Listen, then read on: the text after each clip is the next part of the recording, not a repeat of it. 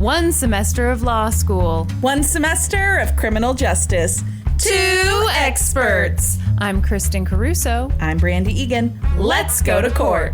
On this episode, I'll talk about the suicide of Tyler Clementi. I know. And I'll be talking about a storage unit, a cooler, and a horrifying discovery. Oh God, I can guess what's in the cooler. Can you? It's not moose stew. It's Diet Pepsi. What could be worse? Okay, you take it off. What would you like me to take off, Kristen? I'm struggling with words. Did you just point at me and tell me to take it off? Excuse me? Hey, I'm sorry. Guys, if you are tired of waiting for, an episode each week and you want something to fill your space. No, I didn't mean that to sound so creepy. We've got some space We've got bonus fillers. episodes over on our Patreon. New one out now. And then if you sign up to be a patron, you also get access to our previous bonus episodes. So you get the Timothy McVeigh trial. You get the case about the Playboy model who took a naked photo of a woman in a gym and body shamed her. You get a gruesome hammer murder and a disappearance of a teenage girl. And well, you don't get a hammer murder, but anyway. You also don't get body shamed by a Playboy model. So maybe you do. You know what? Sign up for the Patreon and I will body shame you. No, that's a terrible perk. People are like, you're not a Playboy model. Wow, Christy. Think pretty highly of yourself, huh? I'm waiting to hear back from Playboy is the thing. Norm, is that your phone that's going off? Yeah, what are you, whistling over there? Cut it in post. Norm, this is like day 2 of your job. I didn't have it on Do Not Disturb. It is now. Please continue recording the podcast. Is this your first cell phone ever? Is this like 2002 and you don't know the norms? Know the norms. Know the norms. Boy. Kristen knows the norms. Yes, she does. Inside and out. All up in that ass. Now he's embarrassed. Now he doesn't know what to say. You didn't think about that, did you? What it would mean for me to be inside you. Hey, I was thinking just like French kissing, but you're going to the butthole. Okay. French kissing your butthole. French kissing my butthole. No, I know it's 2019, but that's not me. I'm a holdout. I'm more of a 2017 gal. Yes. Hey, could you guys start the podcast? Well, I mean, we're going to have to cool it because, We're going to talk about a horrible case. Anyway, if you would like more gems like that content right there, if you haven't gotten enough of us, head on over to Patreon /LGTC podcast and sign up today. Support us. Damn it. No, please. This comes from mostly an amazing article by Ian Parker for The New Yorker called The Story of a Suicide. Basically, everything I say here until we get to the trial is a retelling of Ian's amazing article. It's so good. Excellent. Tell us a terrible case. I know. See, I followed this so closely. It seems like you followed it super closely. Norman, I don't know. Never heard of it ever. Was gaming at the time, I guess. I'm always gaming, but the name did sound familiar. Okay. It was the fall of 2010, and Tyler Clementi was on the cusp of a major life change. In a few days, he was going to leave his home in Ridgewood, New Jersey, and start his freshman year at Rutgers University. So obviously, Tyler was a very smart kid. He was also a super talented violinist, and he had a secret. He was gay. Mm-hmm. But he decided that before he went off to college, he'd come out to his parents. So he did. His dad was supportive. His mom wasn't. Wow. Yeah. It's usually the opposite. Yeah, I would have guessed the opposite too. Really? Yeah. I don't know where I got that stat I don't from, either. I but mean, it's not like a real statistic. I would have just guessed the opposite. He later sent an IM to a friend saying that his mom basically completely rejected him. So, obviously bad stuff happens here. So I just want to kind of put in a little word for his mom. His mom has since said that she obviously struggled with the news. She's also said a few things. She said she learned that homosexuality was a sin from her church, and that she also felt betrayed that he hadn't told her sooner, which I think those two things kind of contradict. Yeah. Obviously, if you've got a mom who thinks that it's a sin, you're probably not going to want to tell her too early. Yep. But I do want to say, his screensaver was the playbill for Fiddler on the Roof. So how soon did he have to tell him? I mean, right? Right. Not a great mystery. I've had this experience with like friends who've come out to their parents and they did it kind of late in life. The parents were just shocked, and it's like, really?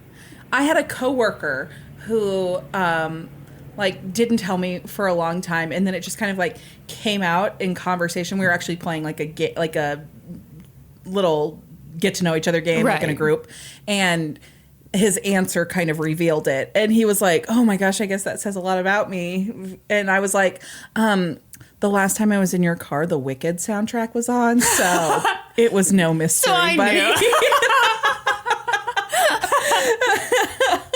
So anyway, Tyler is out. Freshman year is right around the corner, and Rutgers began sending people information about their new roommates. They didn't appear to give full names. It was just first name, first initial of your last name, and then maybe like an email address so you could get in contact with each other. Meanwhile, across town, a very confident young man named Dharun Ravi was sitting around in Plainsboro, New Jersey, dying to know everything he could about his new roommate.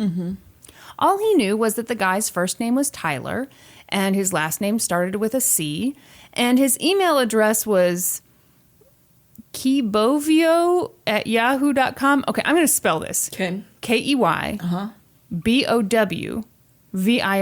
So according to the New Yorker, that's like a bunch of musical terms. I don't know. Anyway. Bow. Violin. Yeah, a violin bow. This is why you guys are here. So Dharun pulls up his Google machine and he types in Keybovio, and he found a bunch of stuff that he didn't like. He found posts on different forums and message boards.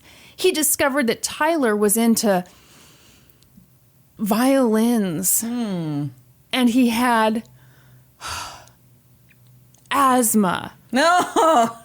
And that he asked a bunch of basic questions about technology.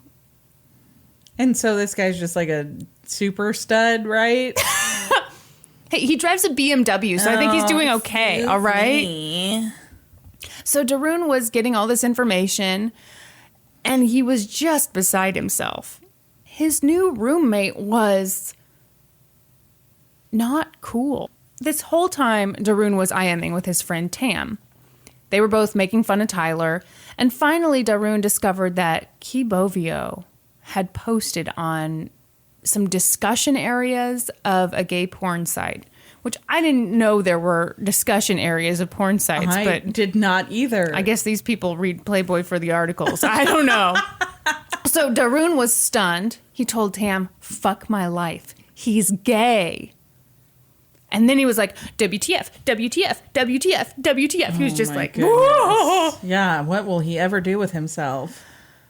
He'll probably have to get dressed in the bathroom every day. Okay, this is my favorite thing. When people...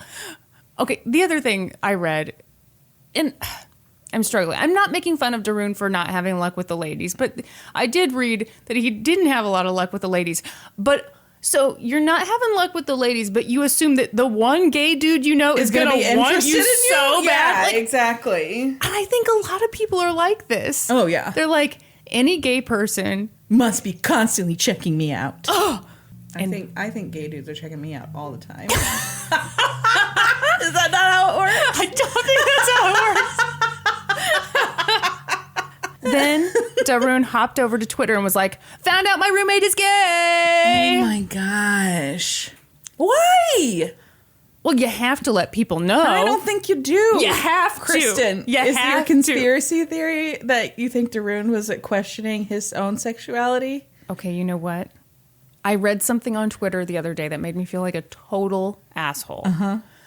I read someone said, And this wasn't even directed at me, even though I've been very open about my opinion that anyone who is super homophobic, and I mean like really, really homophobic, the super homophobic people are all secretly gay. That is what I strongly believe. Yes. So someone, and I wish I had written this down because they put it eloquently, but basically what they said was they don't like that opinion because it puts the responsibility for oppression on the oppressed. And I was like, oh shit, right. they're right.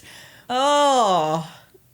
But at the same time, you're not willing to give up that belief yet? well, no, I hate myself for it, but I still think anyone who runs a conversion camp wants to make out with dudes. Oh, for sure. Yeah. So now, I'm kind of conflicted. Not super conflicted. No, I am super conflicted. Now I feel like anyway, okay. All right. Dharun was not impressed. According to his research, his new roommate was nerdy, gay, and poor. No, the humanity. So, okay, I feel like I should say here. Dharun had a BMW. Tyler didn't have a car. Tyler lived in a very wealthy area. I just want to throw that out there. Yeah, and he's going to Rutgers. Yeah, but Dharun lived in like a very, very wealthy area. So poor is relative. In the New Yorker article, they like broke it down. Like it's, Tyler said he was like the 27th wealthiest and Dharun's was like the 17th wealthiest. Obviously, I didn't memorize it, but you get the idea. Yeah. No one's poor here. Yes. Although if they were, it would certainly be a good reason to make fun of them. No. Dharun continued his research. He turned to Facebook. He found a Tyler C., who was gay, and was going to start at Rutgers that fall. And Dharun was like, there can only be one. Yes. So obviously this is my new roommate. At this point, Dharun and his buddy Tam start having a very enlightened discussion about the LGBT community. They did not. Tam was like, hey, didn't you meet a cool gay guy during orientation? Carter, right? So here's the direct quote. He wrote, if gay people were like Carter, there wouldn't be a problem with gay hatred. It's the fags like this guy that just cause all sorts of trouble. I'm sorry, what? And Dharun's like, I know. I know, right? IKR. That's disgusting. Yeah.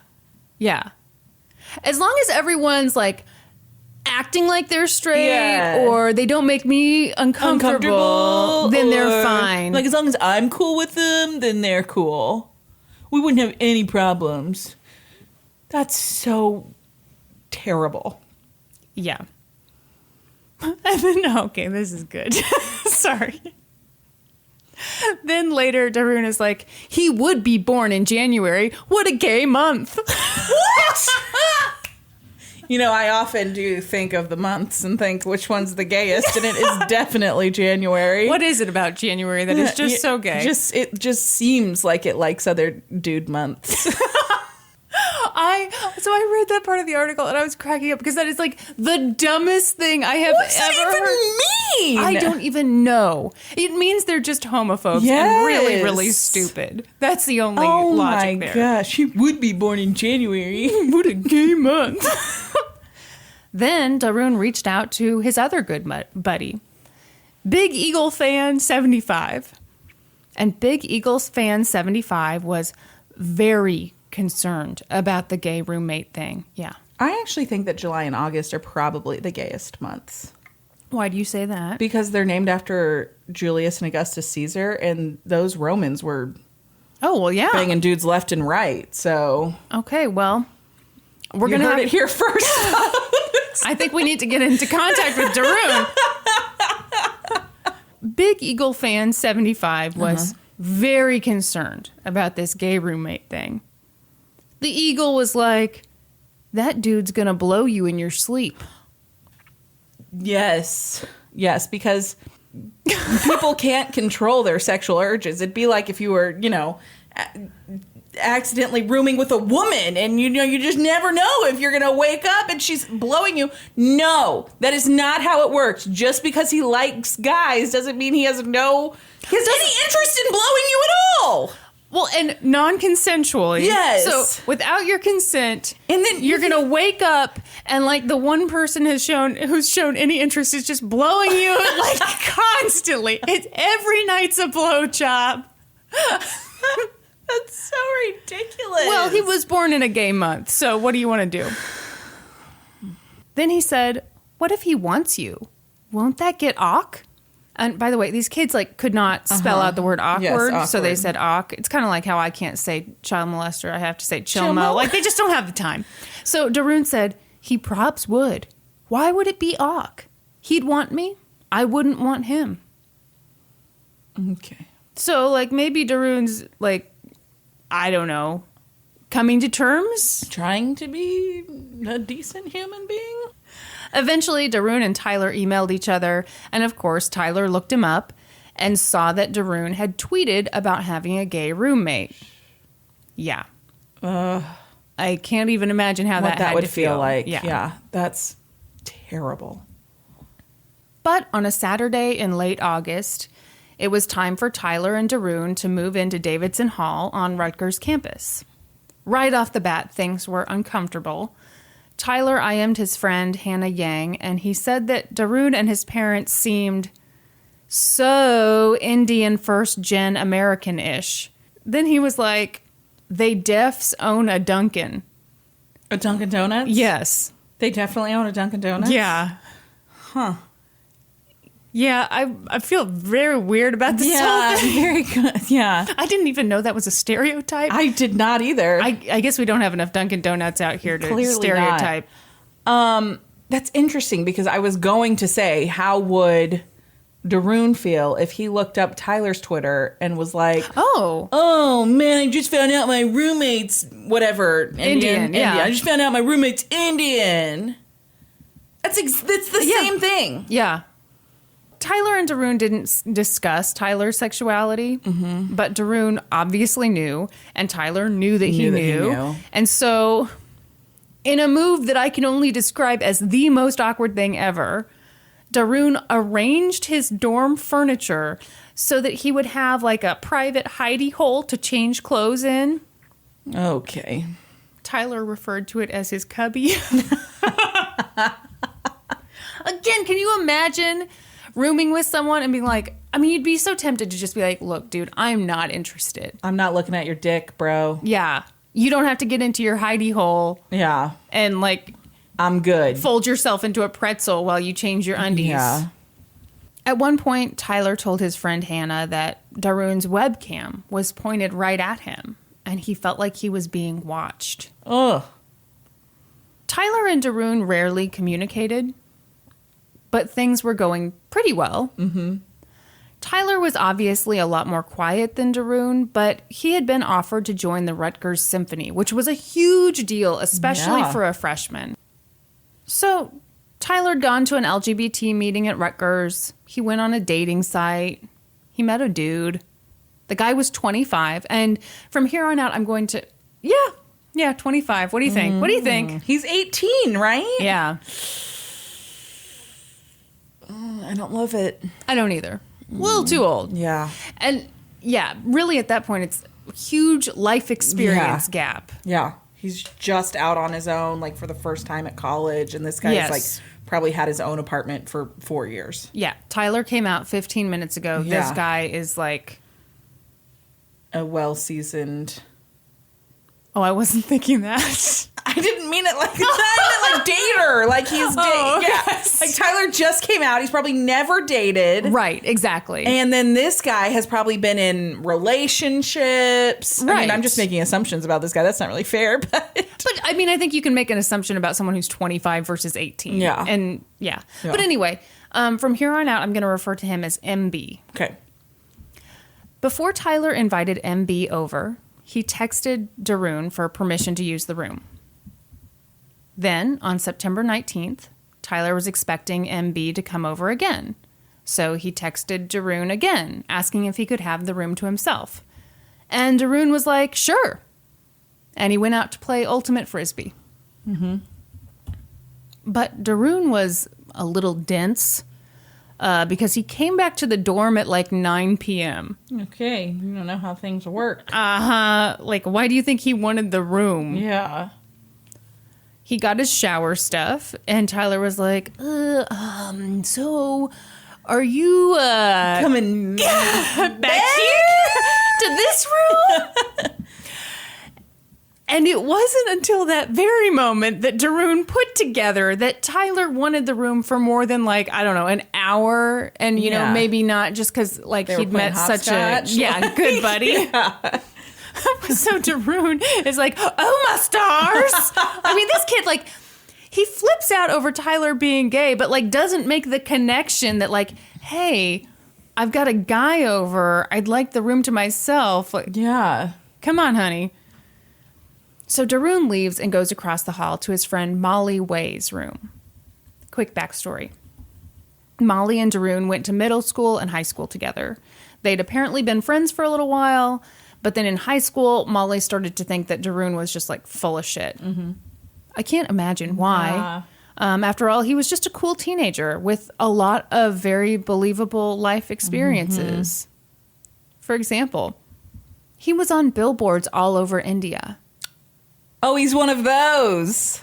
What? Like, accomplished? No, famous? He tells lies that are about things that are like impossible to verify. Well, okay. He was also a famous snowboarder in Canada. Oh, uh-huh. And he had been the captain of an all-black basketball team. Okay? I thought he was Indian. Yeah, well, he was the only Indian guy on the team. Everyone else was black. He was the captain. And you know what? They won the state championship, okay? They made an exception for him because he was so good. I don't know why you guys are laughing at his many accomplishments. Anyway, Molly said that she and Dharun stopped being close in high school.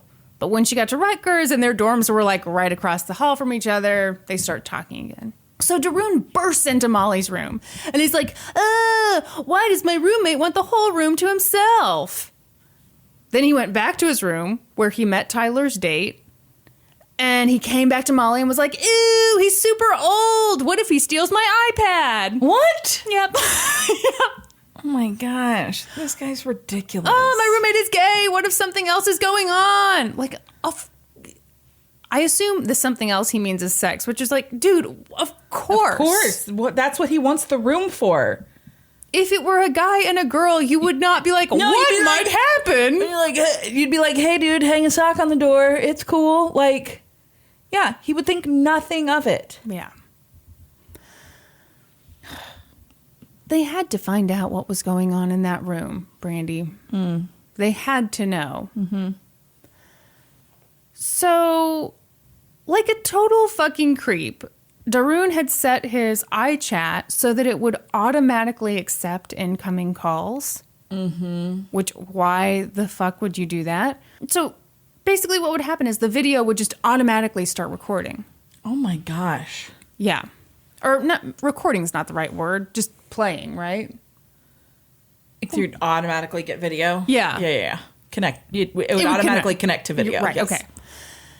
And he had his computer monitor set as dark as it would go, so it could record video. Or, I'm sorry, it could connect to video. Mm-hmm. I'm like the old 25-year-old in this story. So it could connect to video. Make fun of me for not knowing how to access a Google Drive. Did you like that I left that whole thing? I haven't heard it. Oh, I did leave it in. So you could be right in front of it and not know you were being recorded. By the way, the New Yorker article also said that, like, and I didn't write this part down, but Dharun in high school created some, like, app or did some weird thing. Yeah, he's obviously a technology guy because he was upset that Tyler was not. Right. Yeah. But let's call him what he is. He's an AV geek, clearly. Okay. And yet he's mad that his roommate's a nerd. These are the worst types. It's always recognize their own nerdery. I always think the meanest people, they're never the cool people. It's always, well, sometimes they are. But I mean, a lot of times it's like, dude, we're kind of on the same level. How about you cool it, you know? But no, so I should have written it down. He created Everybody drink. It's not in Kristen's notes. He created this thing where like you would install it on your computer and it would automatically take pictures with your webcam of you whenever it wanted to. Mm-hmm. That's weird. Yeah, it's creepy and gross. And so apparently some of his friends did it, but they said it was like super obvious. Like all of a sudden your webcam would take a picture of you. Like nobody really fell for it. But I'm going to call this a pattern of behavior. Yeah. Gross. Okay, so anyway. He's also a voyeur, huh? Mm-hmm. AV geek voyeur. Voyeur? Voyeur. Voyeur. Voyeur. Voyeur. The word's lost all meaning. So Dharun goes over to Molly's computer. He opens her iChat, calls himself, and then there they were, watching Tyler and MB. Oh. There's some debate as to what they saw. Dharun says that Tyler and the other dude were shirtless. Molly says they were fully clothed, but they both agree that the two of them were kissing. Mm-hmm. They said they watched for literally 2 seconds and turned it off. They didn't know what to do. They were so uncomfortable. So what did Dharun do with this shocking information? He probably tweeted about it. He sure did. Yeah. Yeah. He tweeted, "Roommate asked for the room till midnight. I went into Molly's room and turned on my webcam. I saw him making out with a dude. Yay." What's the point of that? What is the point of that tweet? Bragging about how creepy you are. I walked down the hall today and got a soda out of the vending machine. What year? Yay. What's the year? 2010. So this is early Twitter when people didn't really know what to put on there. So yeah, they would tweet everything. That's the dumbest tweet. Everything. I think it's just like super, super creepy. Yeah. Yeah. Yeah, it's horrible. At some point, Dharun left the room and like 5 girls came in and they heard the story. Well, okay. Yes, you're right. It is horrible because it says something about him. It says that he doesn't think what he did is wrong or creepy if he's bragging about it on Twitter. No, Tyler's the butt of the joke. Yeah, that's what I'm saying. Like, Dharun doesn't see that that was weird or creepy, that he webcammed in to see what his roommate was doing. The weird, creepy thing was that Tyler dared to make out with a guy. Yeah, that is... Yeah. You're right. That is horrible. Yeah, I absolutely hate it. Yeah. Yeah. To me, at first, it was just like a dumb tweet. Like, who cares? But no, it says I think it's so much more than that. Yeah, it does. Yeah. So these 5 girls walk into the room and they wanted to watch the live feed. I guess it's not a live feed. I'm struggling with the terminology. Dharun would hate me, obviously. I'm very poor, very nerdy. So Molly turned it on for them. Well, Molly called the, whatever. I almost said called the webcam. I'm sorry. Molly fired up the internet machine. I don't know how it worked. I think they got a cardboard box that looked like a computer and then they all walked in. So once again, they claim they watched it for like a second or two. Mm-hmm. And at that point, Tyler and the dude had pants on, but no shirts. Mm-hmm. At some point in all this, Tyler noticed that Dharun's webcam appeared to be on. He saw the green light. So he went over to Dharun's desk and the green light disappeared. The next day, when Tyler read Dharun's tweet from the night before, he felt violated. He talked to a friend about it, and his friend was like, "You need to talk to Dharun." But Tyler said, "I guess, but it's not like he left the cam on or recorded anything. He just, like, took a 5-second peep. LOL." So, I want to pause here. Some people will hear that and they're like, "Oh, he didn't really mind." No, I think he went through a range of emotions. Yeah. The first one is trying to downplay this because, and the article goes into this, like, when this kind of stuff happens to you, you don't want to be like, you know what, I'm the victim here. Yeah. This other person's a perpetrator. Something horrible has happened. It's easier to just be like, well, you know, this isn't a great situation, but I can work my way through it. So it just took Tyler a little bit of time before he processed what had happened. And the more he thought about it, the more upset he became. Finally, at around 4 a.m, Tyler got onto the Rutgers University housing website. He wanted a new room. Yeah. So I guess you have to list your reasoning, obviously. And he wrote, roommate used webcam to spy on me. Which, could there be a better reason than that? Yeah, no kidding. Tyler was pretty conflicted, though. He was worried that he would get a new roommate and maybe this new roommate would be even worse. Worse, yeah. Or that maybe the university wouldn't feel like this was enough to get him a new roommate. So then they'd have to have like this awkward discussion together. And then it would be even weirder for the rest of the semester or the rest of the year, however long.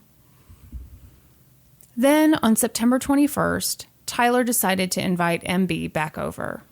He texted Dharun about having the room to himself. And Dharun said, sure. And of course, Dharun texted Molly and was like, he wants the room again. And she was like, what the fuck? Blah. So at 6:39 p.m., Dharun got on Twitter. He tweeted, anyone with iChat, I dare you to video chat me between the hours of 9:30 and 12. Yes, it's happening again. Ugh. Later, he texted his friend Michelle, who was studying at Cornell. He told her, I have it pointed at his bed and the monitor is off, so he can't see you. It's set to automatically accept. I just tested it. It works. Be careful. It could get nasty. People are having a viewing party. Why? I don't understand. Like, why you would want to do that to someone, like what the big deal is.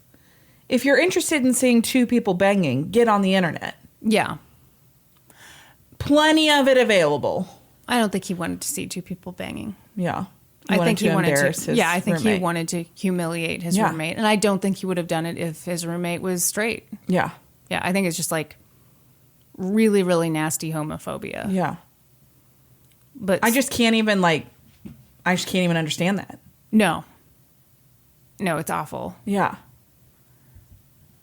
Have you heard this story, Norm? Are you recognizing this? No. Wow. Oh my gosh. When this came out, I was just like, Yeah. ugh. Well, I'm sure you're going to get to this, but does Tyler just he's aware that his roommate is spying on him with a webcam. Yeah. So does he cover the webcam? So here's what he does. You know, Dharun does that tweet. Tyler saw it, and he was like, that's it. Yeah. So he went to his RA, and his RA was like, wow, that's awful. Please get this all in writing to me. And if you want to sleep on my spare bed tonight, you're more than welcome to. But Tyler said no. And he went back to his room, and he unplugged Dharun's computer. That part's up for debate, though. I'd love to tell you Dharun's side of the story. He says that he changed his mind about watching Tyler. Sure. Oh, no. Hey. He so changed his sure. mind. And he disabled the webcam himself, Brandy. Yeah. He's a good guy. Yeah. He was all on his own. But, and this may contradict what I'm saying right now, but the next day, a friend texted him about it, and he said, it got messed up and didn't work. LOL. Yep. So, yeah. Yeah. If you disable it yourself, you don't say, it got messed up and didn't work. That's what you say when someone unplugs your computer. Yep. Things were, I'm sure, tense between Tyler and Dharun, but there's no record of them fighting. The next day, Dharun left the room for a little bit, and when he came back, Tyler was gone. Tyler got on a train to New York and headed for the George Washington Bridge, and a little bit before 9 o'clock that night, he made a Facebook status. Jumping off the GW Bridge. Sorry. He jumped off the bridge and died. Oh, my gosh. Yeah. 5 minutes later, Dharun sent Tyler a text. So I'm paraphrasing a little, but it basically said, hey, on Sunday I showed Molly my webcam, and oopsies, we saw you and your friend, and I told people what happened because I wanted their advice. No, that's not what you did. No, not at all. That's not at all what you did. And by the way, he claims that he didn't see Tyler's Facebook post to the next day. I do not Don't fucking believe that buy at it all. a bit. I think he saw it immediately, was like, oh shit. Yeah. And this is him trying to cover his ass. So there's more. Then, about the incident a few nights later, he said, and this is a direct quote, "I turned my camera away and put my computer to sleep, so even if anyone tried it, it wouldn't work. I wanted to make amends for Sunday night.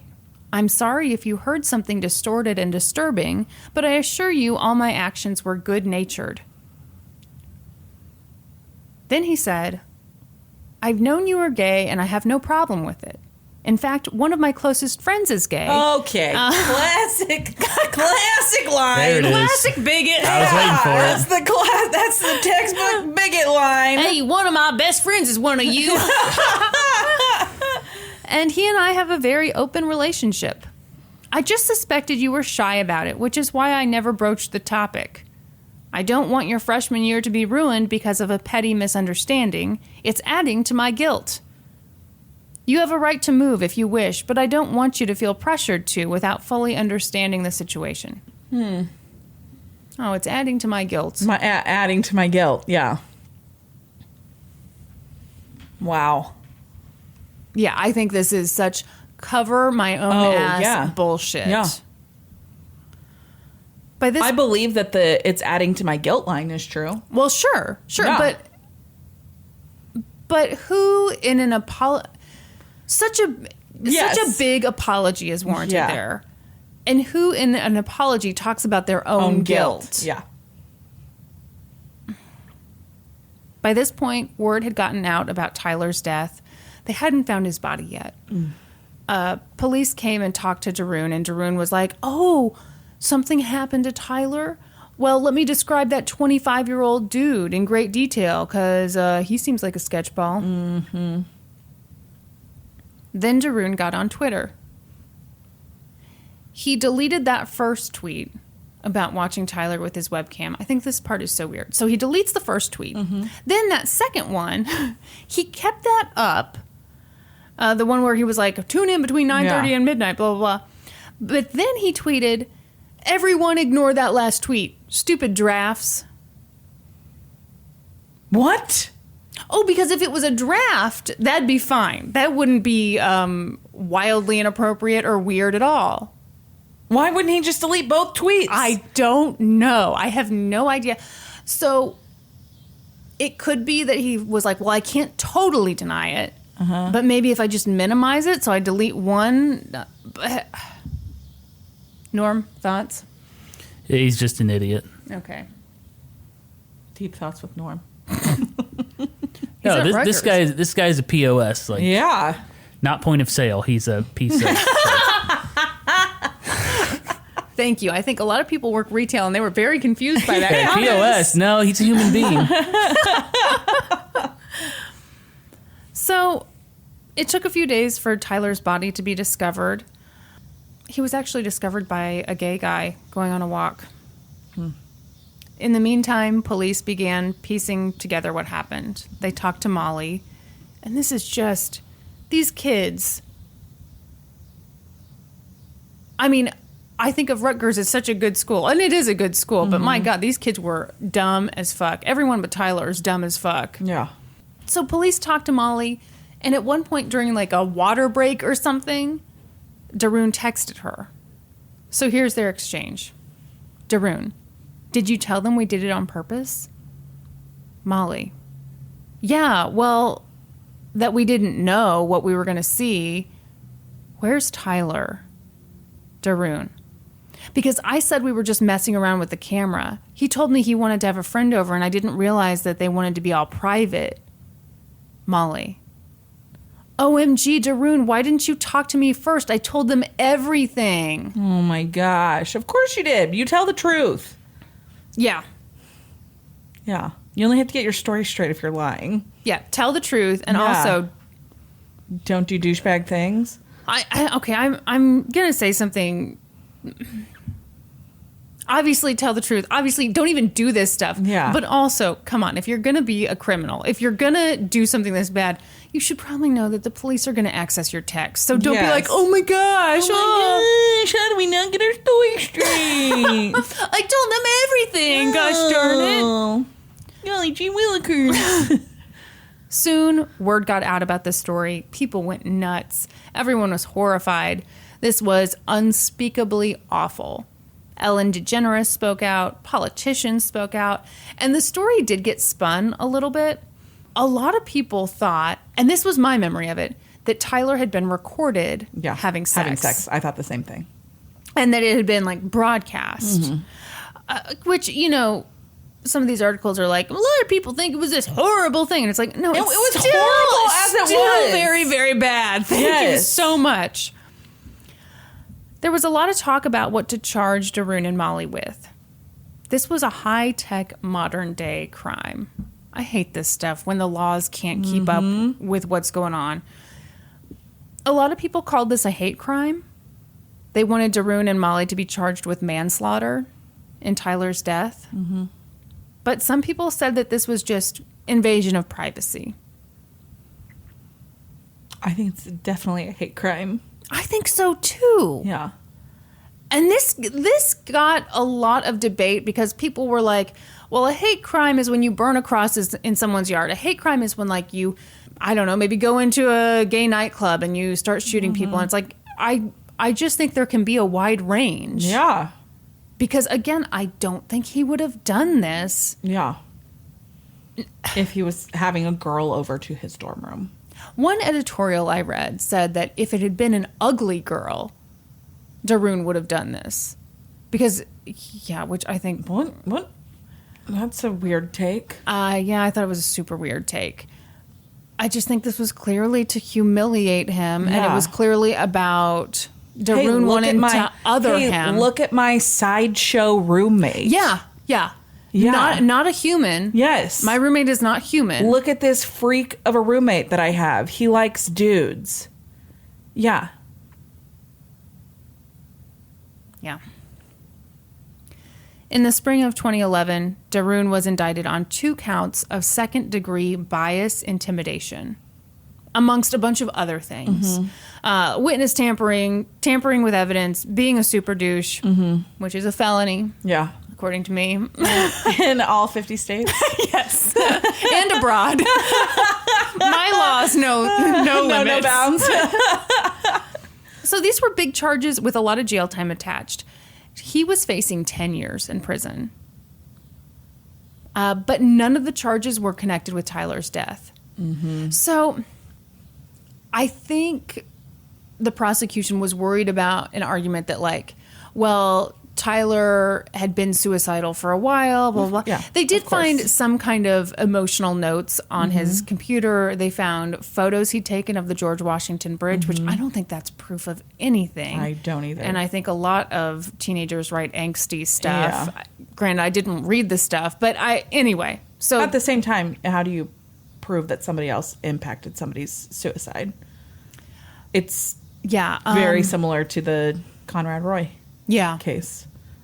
It is. Yeah. Tyler did leave a note, which has not been released. So I do wonder what was in that. But at the same time, I just think the timing of all this. Oh, yeah. No, I believe that they impacted his suicide. Yeah. I think it's a difficult court argument. Yeah, sure. I believe that Michelle Carter impacted Conrad Roy's suicide. Yeah. Have you watched the documentary I have yet? not. You gotta watch it. Yeah. You think I'm going to feel sympathetic for her when I watch it? No, not sympathetic. But it might not feel so cut and dry. I think my criticism of, like, Dateline and 2020 and those shows is, like, they are so black and white. Yeah. There is the evil person, there is the good person, and there's not a lot of nuance. Yeah. But in that documentary, there's more nuance. I don't think it's going to change your mind, but I don't think it has that. Oh, okay, Nancy Grace. I don't think just calm down. No, don't you dare call me Nancy You Grace. were totally Nancy Grace on this. Look, Nancy, I'm just asking that you... Stop calling me Nancy. How dare you insinuate that I am Nancy Grace? Your eyeshadow today is just as beautiful as Nancy Grace. Wow. Dang. I'm just kidding. Wow. Now I'm being rude to Nancy Grace. But I am kind of like, do you have professional makeup and hair on that show? Come on. Wait, are you being rude to Nancy Grace or are you being rude to me? Are you insulting my eyeshadow? Oh, that was a joke. No, your eyeshadow looks great. That was just a joke because I knew that would offend you. was me being a long-term friend, knowing what your weaknesses are, and kicking you right in the eyeshadow. So, a few weeks later, Molly took a deal. The prosecutors agreed to drop the charges against her if she would do community service, undergo counseling, and testify against Dharun. Mm-hmm. What do you think of that? I'm not surprised. Yeah. I'm not really surprised either. Yeah. Well, how do I say this? Say it, and if it's bad, we'll cut it. She would not have been involved without Dharun. Yeah, true. I agree. So I think the deal is okay. Yeah. The chances of her being involved at all without Dharun are like nothing. Yeah. She would not have had access to his webcam and stuff. Yeah. So and I think that they need her version of things to be able to convict him. Plus Darun's Twitter. Oh, that's true. Yeah. But he deleted the most that's a permanent delete. That's right. That's a permanent delete. No one ever sees that again. It's just swept from the internet. Norman can tell you all about that. Then he explained that the other one was just a draft thing. I think he'd been hacked. Do you remember when people used to always say that? Mm-hmm. I was hacked, I swear. I guess enough people said that people were like, okay, no one's buying that. Yeah. But prosecutors didn't seem to want to go to trial with Dharun. They offered him a plea deal. If he would plead guilty, they'd give him 3 to 5 years in prison. Mm-hmm. He said no. Wow. Here's a quick, relevant piece of information. If Dharun were to be convicted, he risked being deported because he had been born in India. Okay. So, the stakes were very high for him. Yeah. A few months later, the prosecution comes back again. They're like, all right, how about this? No jail time, but you have to do a shitload of community service. Dharun said no. What? I can't believe this. First of all, why the fuck are they even offering him that deal? No jail time? I don't know. The fuck out of here. I hate that they offered it to him. And he refused it because he was innocent. No, he's not. Oh, ask his attorney. He was 100% innocent. He was just a young, dumb boy who made a bad choice. I believe that he made a bad choice. I think he knew he was making it, and I believe that makes him, let me check, guilty. Let me just go through my law book here. Yes, let me see. Guilty, yes. In the spring of 2012, his trial began. In their opening statements, the prosecution said that Dharun was mean-spirited and malicious. Yes. They said this was not a prank, accident, or mistake. Correct. Dharun did what he did so as to set Tyler apart as gay or different.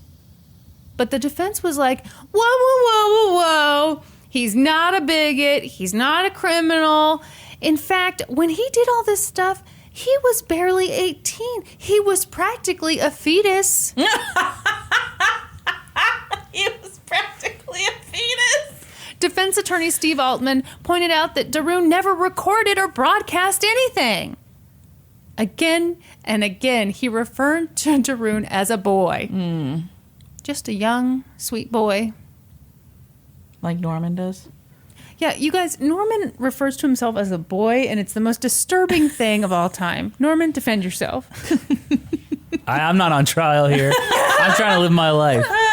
Do you want to tell people why you refer to yourself as a boy? Is there a reason? I just think it's a funny word. Do you spell it B-O-Y or B-O-I? B-O-Y. In her opening argument, the prosecutor... Creamy boy. Yes. Oh, you should tell the creamy boy story. What's the creamy boy story? Cream soda. I wanted a cream soda. I wanted a... Yeah, tell them the story. I'm not telling this Look. story. To Kristen's point, I do say the word boy too much. We also have this funny thing where we like make little like nicknames for things. Yeah. So I've used it so much. I wanted a cream soda. And we were sitting in the living room, and I was like, "Hey, I'm gonna go get a creamy boy. Do you want one?" And I meant cream soda. I wanted a cream soda. And we were like, in the basement. "What?" Any normal person hears, I want a creamy boy in the basement. It sounds like you've got people chained up down there. Yeah, I mean, there was a sounds Kansas bad. City serial killer who did exactly that, Norman. Chained up creamy boys in his basement. Fair point. Ugh. I will not refer to cream sodas as creamy boys Thank you. anymore. Thank you. We appreciate Thank you that. for attending our TED Talk. Never thought we'd have Thank to you. ask that.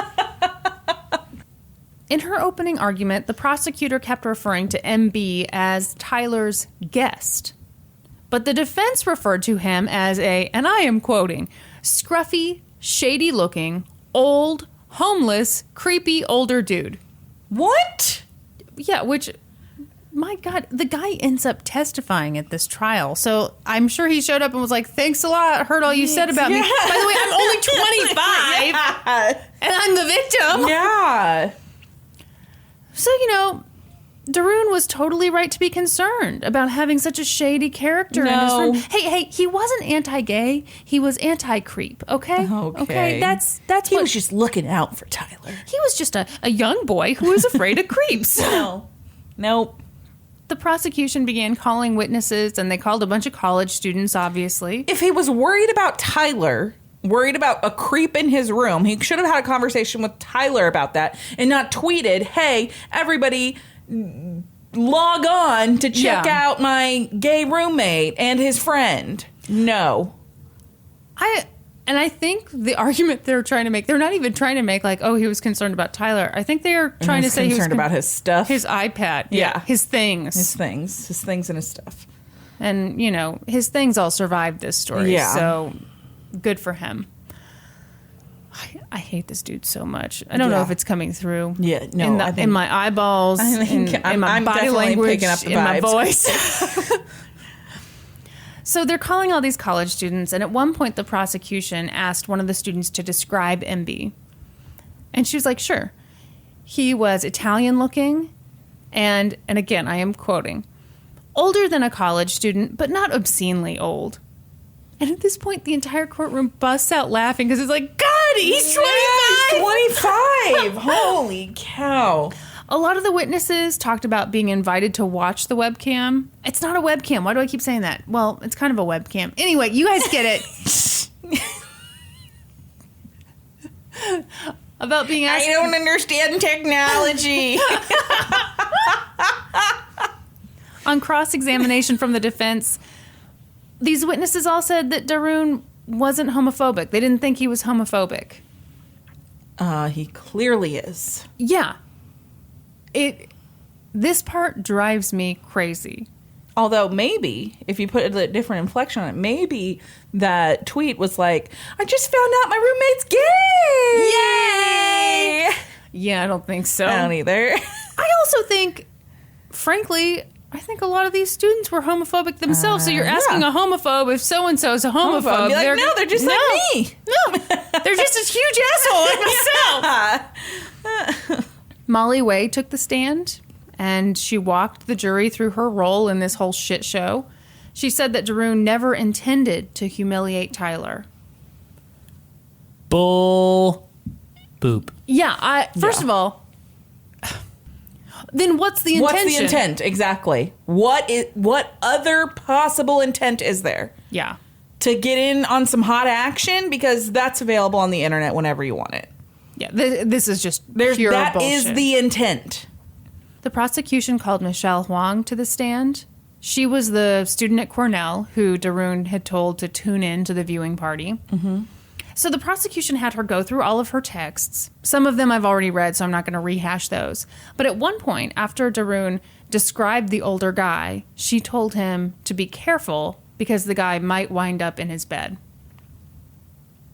Again, not every gay person wants you. No. And Dharun said Those people, I guarantee you, do not walk down the street thinking every person of the opposite sex wants them. So why do they think that when the person is now homosexual? I don't know. That is the most ridiculous thinking. Yeah.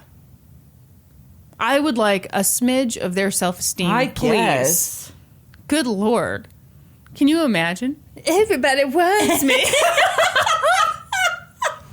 Oh no, another man in my I can't even leave my house. So Dharun told her that he'd set up his computer to let him know when people were in his room. And then he said, yeah, keep the gays away. Okay. So, okay, just, I'm going to say it again for the cheap seats. He says, yeah, keep the gays away. And then at the same time claims not to be homophobic. Right. So then the defense jumps up for cross-examination, and defense attorney Steve Altman asked Michelle if she'd ever had a discussion with Dharun about homosexuality. She said no. He asked if she'd ever heard him say anything bad about homosexuality, or if he'd ever exhibited any bias against homosexuals. And she said no. It's like, What did drives me crazy. You literally just gave exampple of that. Oh, but what? Huh? No, never said anything bad. What have you heard? Did you hear him say that, yeah, keep the gays away? That's not homophobic at all. No. Okay, driving me crazy. A student named Lakesh Oha told the jury that he'd helped Dharun position the webcam so that it would capture Tyler's bed. Great. And he admitted to lying about that to authorities. Later, the man identified as MB testified. At this point, the judge told reporters that MB could not be photographed because he was so old-looking. I'm just kidding. No, because I was like, what? No, he's a victim of the crime. Yes. That's why he can't be photographed. I just think it's so funny that all these students are like, ew. Oh my God, he's so old. Yeah, when you're 18, 25 is very it does old. seem old. But it just hurts my feelings to hear that now. I'm way past 25 now. MB talked about how he and Tyler met on a dating site, and he talked about how when they were having sex, he noticed the webcam pointed at the bed. He told the jury, while we were being intimate together on the bed, I glanced over my shoulder and I noticed there was a webcam turned toward the direction of the bed. The only reason it stuck out was being in a compromising position and seeing a camera. So he said when he left that night, he noticed that like 5 people were watching him, and it was super fucking weird. Yeah. Mm-hmm. In total, the prosecution called nearly 24 witnesses. When the defense nearly 24? Does that mean 23? Wow. Okay, so the article said 24. Oh, okay. I don't know if they said nearly. About approximately half a witness stood up.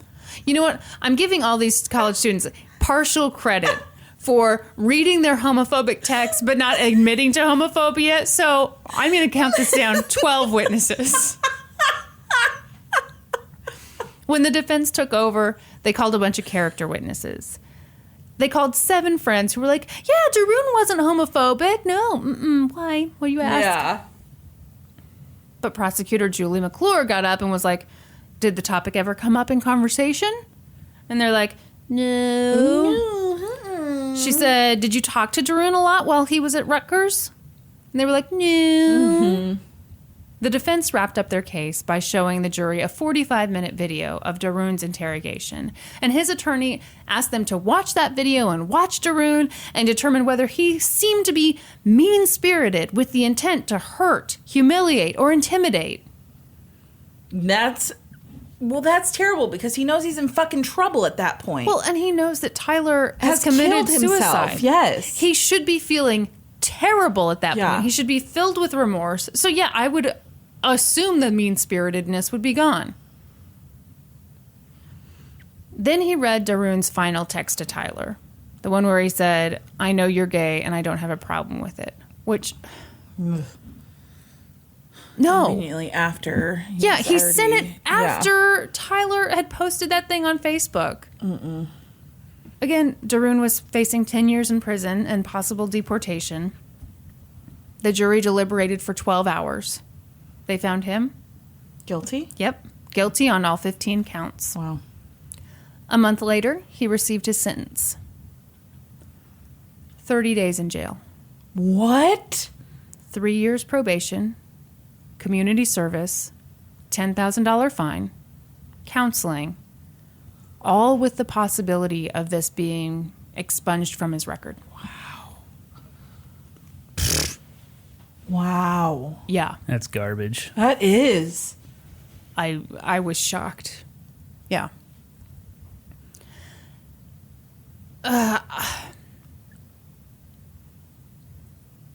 That's not justice. No. I think this is a matter of not understanding what homophobia is. If we can't all read those texts or hear this story and understand that that's homophobic, Yeah. then some people are holding their own homophobia and just saying, well, this amount's okay. Yeah. That amount Yeah. that kid has, that's fine. Yeah. Judge Glenn Burnham didn't think Dharun would reoffend, didn't think that he truly hated Tyler. But the one thing he did hate was Dharun's lack of remorse. Mm-hmm. He said, I heard this jury say guilty 288 times, 24 questions, 12 jurors. That's the multiplication. And I haven't heard you apologize once. Wow. The judge was also pissed that Dharun didn't acknowledge MB's existence in this letter that he'd written before sentencing.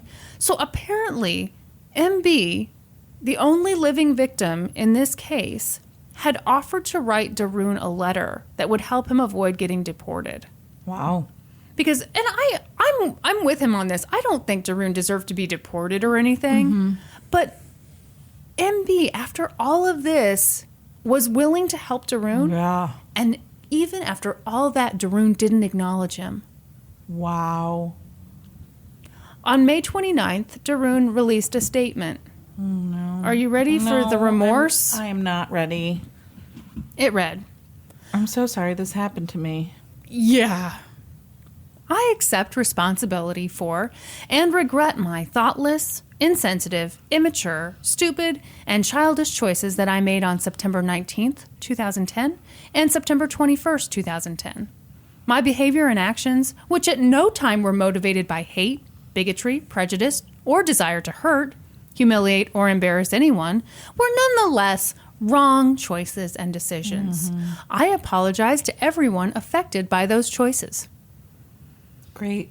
He should have been deported. You think so? Yeah. Why? Because he committed a crime. He's not a citizen. Well, I mean, I'm sure he had dual citizenship. I don't even know how that works. He was born in India. His brother was born in the United States.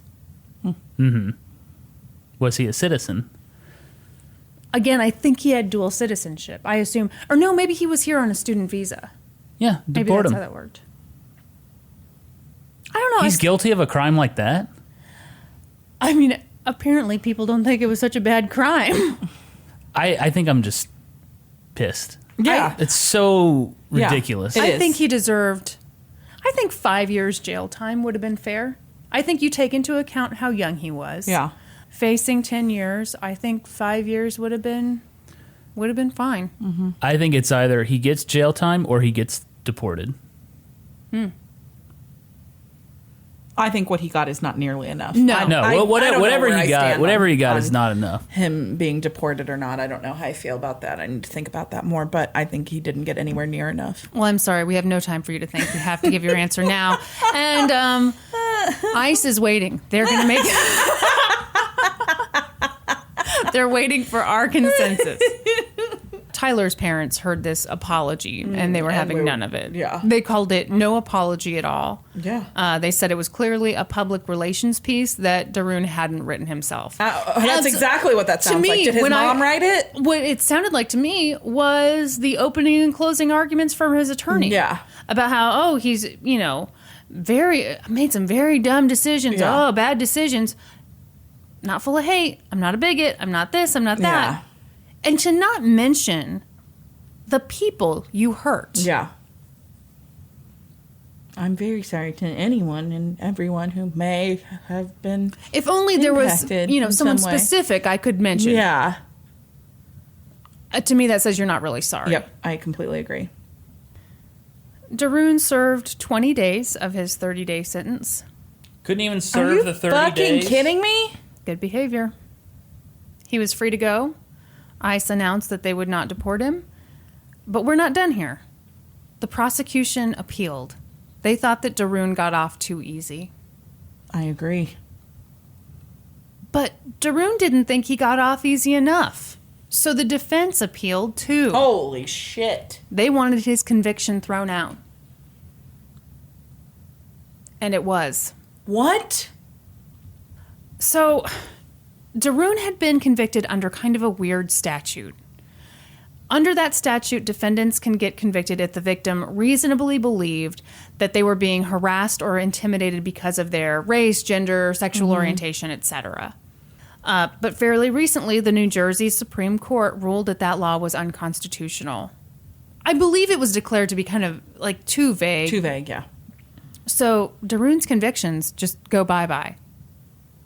But he could still be retried on 10 other charges. Mm-hmm. On October 27th, 2016, he took a plea deal. He pled guilty to 1 count of attempted invasion of privacy. Attempted. How? Yeah, how? No, you did it. You did it. You did it for sure. He got time served and everything else was dropped. Holy fucking shit. And that's the story of the suicide of Tyler Clementi. It makes me so sad because Yeah. Tyler seemed like a good kid. I mean, he seemed like someone with a promising future, and ugh. That was terrible. Thank you. I'm sorry. That whole thing was terrible, and what made it even more terrible that there was no justice. Yeah. 20 days in jail for that? Yeah. You've got to be kidding me. Okay, are you going to lighten things up? No, I'm not. Well, damn it. My case is gruesome. Oh, that's right. You have the cooler. What? Full of Diet Pepsi. I think you consider that pretty gruesome. I would be devastated if someone was like, hey, I got this cooler full of ice cold beverages. You want one? And then I open it up and it's just Diet Pepsi. I might murder someone. Justifiable homicide. And then you got the cooler right there. Well, especially if they were like, hey, I got Diet Coke over here. Yeah, because some people... Don't distinguish the difference. They're just like, yeah. Some people are monsters. Yeah, if I was like walking along, or I was at a barbecue. Let's say I was at a barbecue, and I was like, oh my gosh, I just sure could go for a Diet Coke right now. And someone was like, yeah, I got a cooler full right over here. And I was like, great. And I go over to their cooler. I'm all excited, and they open it up, and it's just full of ice cold Diet Pepsi. Can we talk about some positives to come out of the Tyler Clementi case? You got positives? Sure. I do. Okay. In 2013, a collaboration between Rutgers administrators and Clementi's parents, they created the Tyler Clementi Center on campus. Cool. That's It's a awesome. research center to make sure something like this does not happen again. Wow. That's awesome. That is awesome. What's your source on that? Diverseeducation.com. All right, should we talk about a horrifying discovery in a storage unit? Yeah. Is this like that show Storage Wars? It is not. Where This case is local. Ooh. Well, God, how many terrible things around here have happened in storage units? I mean, Yeah. Now, There's been local some stuff. where? Where did it take place? Wouldn't you like to know? Well, start talking. Start flapping those and lips. find out. I know. So- It was Tuesday, October 24th, 2017. Oh. When a man and his wife, we'll call them Jim and Pam because they have remained anonymous throughout this case. The Office? Yeah. Aw. So they were eating lunch at The Well, Oh, in Waldo. a popular bar and grill in the Waldo neighborhood of Kansas City, Missouri. Yeah, The Well. Okay. Shout out to The Well. Shout out to The Well. Maybe they'll send us some coupons. Pam took notice of a man and his children nearby. The three looked to be in rough shape. The man was dirty and very thin, and he looked very tired, like he'd been through a lot. And then his 2 daughters didn't look much better. One looked to be about 2, and her hair was matted and missing in places. And the other couldn't have been more than a few days old. It was a newborn baby. Pam and Jim felt for the man. He looked like he needed help. As the couple finished their meal, they kept an eye on him. He looked like he was waiting for someone, perhaps his wife or the mother of the children, but no one ever showed. As they prepared to leave the restaurant, they passed the man and asked him if he was okay. And he confirmed what they had already suspected. Jim and Pam learned that the man's name was Justin Rey and that he was, in fact, in need of help. He told them he'd lost his wife during childbirth, and he was waiting on some money to come in from the military, but he needed to get his children back to Arizona as soon as possible. He asked Jim and Pam if they could possibly give him a ride to Union Station to catch a train. Jim and Pam looked at this poor man who had just lost his wife and was doing his best to deal with that and care for these 2 little girls, and they just knew they had to help him. Jim and Pam agreed to take Justin and give him a ride, and then in classic if you give a mouse a cookie fashion, Justin had another request. Could they first give him a ride to his storage unit in Lenexa, Kansas? Oh. So he could pick up some things, and then they could take him to the train station. Jim and Pam were too far in at this point. They'd already agreed, and so they agreed to the additional stop. So for people who aren't... yeah, okay. Worth noting, Yeah. a stop at this storage unit is way out of the way. Yes. It's the complete opposite direction. It's in a whole nother state. Yeah. To Union Station is like 10 minutes. And then Lenexa to Union Station. Yes, from Waldo. That's like an hour round trip out of the way. Yeah. When you're talking about, from going from the well to Union Station, you're talking 10 minutes. If you're talking the well to Lenexa, then to Union Station, Yeah, that's a lot of time. Absolutely. But the kind-hearted Jim and Pam put the 2 girls in their grandkids' car seats and headed off for the storage unit. Upon their arrival at the U-Haul in Lenexa, Kansas, on Marshall Drive. Oh. You familiar? I think I am. It sits right on that frontage road along I-35 just before you get to 95th Street. So you know where Costco is on 95th Street? So the U-Haul sits just before you get there, right along I-35. They get there, they follow Justin through the glass doors of the self-storage building and through a maze of hallways until Justin stopped in front of a unit and unlocked the door. Justin pushed the door of the unit open to reveal a space that was overcrowded and messy, but also looked as if someone had been living in it. Oh, no. Justin explained to Jim and Pam that he and the girls had stayed there for a couple of days after they'd been asked to leave their previous residence for his inability to make rent. Jim watched as Justin pulled out a plastic storage tote, followed by a gallon jug of urine. Oh. And finally, a large cooler on wheels. Oh, God. As Justin wheeled the cooler toward the door of the storage unit, Jim couldn't help but notice that there was a trail of brownish liquid leaking out of it. He wanted nothing more at that moment than to just tell Justin, hey, man, sorry, but Pam and I got to get going. Good luck finding another ride to the train station. Good luck with everything. Deuces. Yeah. But he just couldn't. This man needed help. He was too far in. He was just going to help him. I would start questioning. You would? Yeah, I'd be like, what is this? What's going on? I will call the police right now. That's freaking weird. I think the addition of the 2 little kids. Yeah, and the 2 kids looking awful. Yeah, I would call the police.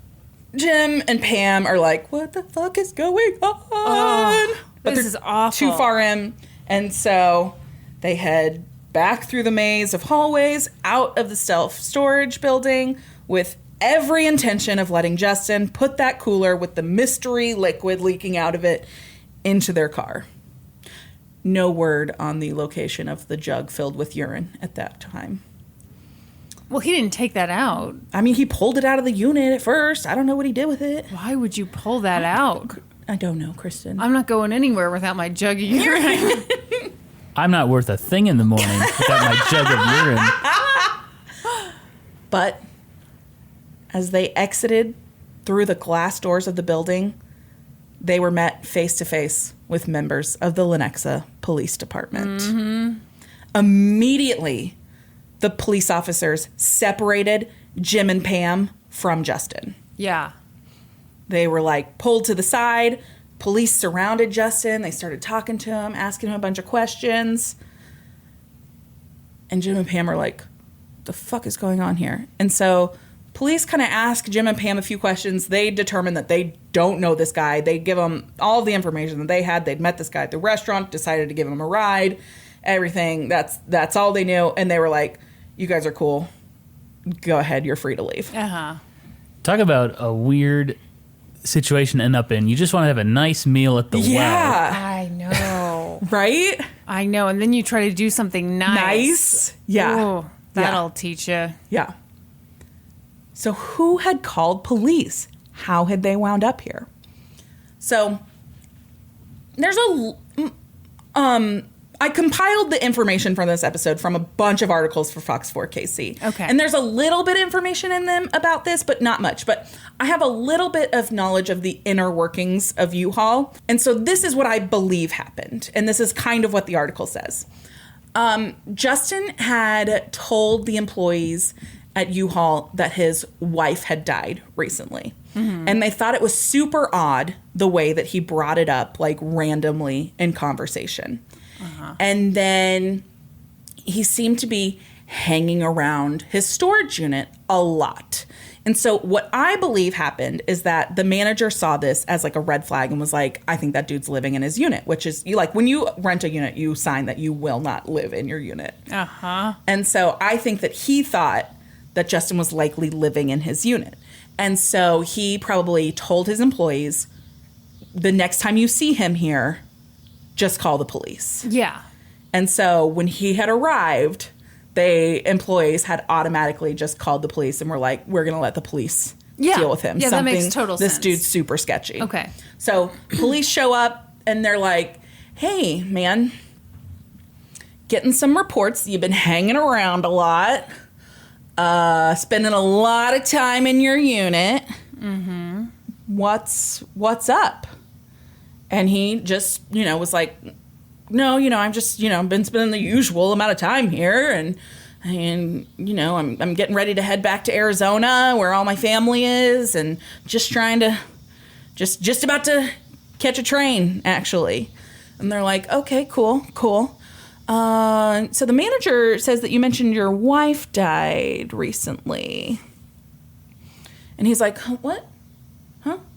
And he seems like real confused by that question. And so the police are like, "What? Where's your wife?" And at that time, no. Justin No. motioned to the cooler. No.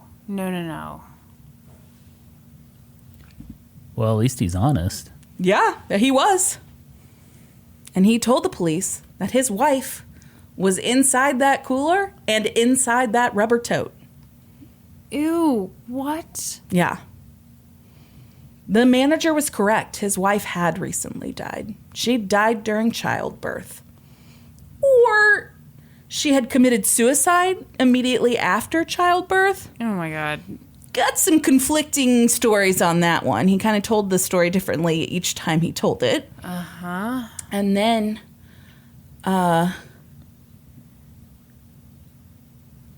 he didn't really know what to do with her. Because he'd murdered her. No, Kristen. She either committed suicide, or I'm sorry, I don't think you're supposed to say committed suicide anymore. You're supposed to say completed suicide or died by suicide. Oh, okay. Well, when someone dies by suicide, you call the police. No. See, yes, somebody under normal circumstances might do that. But see, Justin was worried because he had these 2 little kids to take care of. And previously, I believe it was when he lived in California, the state had taken away his children. He had 4 other children. I believe it's 4 other children this that the guy just keeps state had better. taken away. And so he was worried that if he called the police, they would take away his children. And he couldn't let that happen. And so... They don't take away your kids because your wife has died by suicide. Yeah, but they might misread the situation and... So let me just clear things up by putting her dead body in a cooler. Okay. Yeah. So they're like... Nothing can go wrong there. Okay, great. Okay, so she's in the cooler, huh? Oh, my God. Excellent. These poor cops, they're just like, man. Yeah, they're like, can we get some backup in here?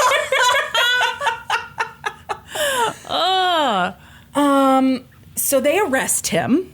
No, what? It was all a big misunderstanding. And then things got a little bit crazy for the next few months while they tried to piece together what had happened.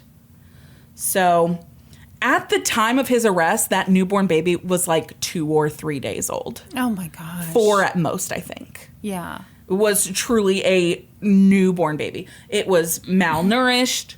Yes. And so was the 2-year-old. They were taken into protective custody. Actually, I believe it was like one of the paramedics who came and checked the kids out, fostered them immediately. Wow. Yeah. Wow. Yeah. So eventually, what they are able to piece together is still kind of questionable because of the state of the remains. There was no way to determine cause of death because Jessica, Justin's wife, had been dismembered beyond any kind of dismemberment you've ever heard of before. Her internal organs were dismembered. Her body was dismembered. She was skinned like a fish. Oh, my God. And parts of her were missing. The parts that would not fit into This the cooler. Is disgusting. Yes. It in fact is. And he's trying to act like, just for convenience sake, because it would be such a pain to call the police. He couldn't leave her behind. And if the police came, they might misread the situation. So this is what he had to do. So she had, again, he told this story 2 different ways. In one version, she had died during childbirth. She gave birth. They were living in a motel in Missouri near the Royal Stadium. Oh, God. Oh, God, those are terrible. Yes. She did a home birth in a motel? She gave birth in the bathtub. No. And he used a paper clip and some string to tie off the umbilical cord. And then she died in the bathtub. Well, I would believe that anyone who gave birth in a Missouri hotel near the stadium would probably die. Mm-hmm. But I also think he's a murderer. So what can we do? And then he became so worried that they would think that he murdered her that he had no choice but to dismember her. So he did that. He fit what he could into the cooler. The rest he flushed down the toilet or boiled on the stove. What the fuck? Of this motel. So this guy's definitely not mentally all there, right? That will be addressed. Okay. My guess is no. Yeah. So in another version, she gave birth, lived for a while, and then was so depressed by the state of her life that she then took her life soon after delivering her child. Mm-hmm. At some point, though, she did make it out of the bathtub, I believe, because he took pictures of her dead body with the children propped up with her. Oh, my God. Oh, what the fuck? Yeah. Mm-hmm. How have I not heard this I story? don't know. This is insane. It's insane. Is this one where you've made it up? No, this is 100% This is not real. a prank? This is 100% real. This is horrible. Yeah. So, because they aren't able to prove her cause of death, there's a bunch of questions about what they can charge him with. And because it seems that she likely died in Missouri and then was Transported to Kansas, that causes a whole nother slew of jurisdictional questions. And so he's been arrested in Johnson County. They charge him in Johnson County with 1 count of child endangerment. Okay. But they set his bond at $1 million because they intend to probably add murder charges on that. It isn't until later that they figure out that there's no way to prove cause of death, and so murder charges will never come. Whoa. Yeah. So, at a hearing on November 2nd, 2017, that's Kristen's birthday for everybody keeping track, Justin made several outbursts in court to express his displeasure with the bond amount. He screamed that his rights were being violated, and he told the judge that there was no proof that he'd done anything wrong. This is a direct quote from him in court. "You are talking about law and justice, and you guys are doing so much illegal stuff. Like what? The most wealthiest county in the United States, and they think they're going to get away with it. It's not right. I have religious rights, parental rights, What? marital rights. My wife kills herself and you take our children? It's totally illegal and wrong." Well, yeah, if that were what happened, that would be wrong. Yeah. But it's not. And what does his religion have to do with this? So he will argue that he is a Christian Scientist, and that because of that, because of his religious beliefs, Okay, he he could couldn't- not seek medical care for his wife. Okay. He had to pray for God to heal her. Okay. That still does not explain why you wouldn't give the cops a heads up that you've got a dead body in Right. your motel room. Right. Mm-hmm. He said that he was being slandered based on their assumptions that were not proven. Most assumptions aren't, but okay. He continued, and he's yelling this in the courtroom. And the judge was writing it all down and was like, oh, I've changed my mind. Oh my gosh, I'm so glad you pointed that out. He said, "I have media here that is nationwide. Basically an O.J. Simpson case for something that's not proven, nor even happened.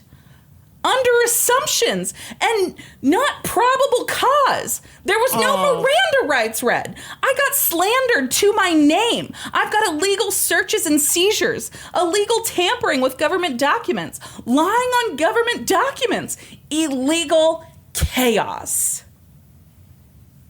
He took a law textbook. And just picked out keywords. Yes. He said that he never was living in that storage unit, so that charge of child endangerment is just unfounded. Mm-hmm. And he also yelled in the middle of the courtroom that he was not mentally unstable. Oh, well, I'm going to give him a list of things you shouldn't yell. Yeah. So at this hearing, this is like it's either his first or second hearing. Okay. And he had attempted to hire a lawyer, and that lawyer was present at the hearing. And he was like, nope, I will not be representing him. Oh. And then the public defender, who was then assigned to him, was like, weird thing here, Judge. My office has a conflict with this case, so I'm not going to be able to represent him either. The conflict is I Darn really this thing. don't want to do it. My mom called. I have to go home. Yes, exactly. So, like, both of these attorneys are like, no, Absolutely not. In the meantime, the autopsy results come back. They look into Justin's account of what he says happens. They gather surveillance video from the motel where Justin and the kids were living.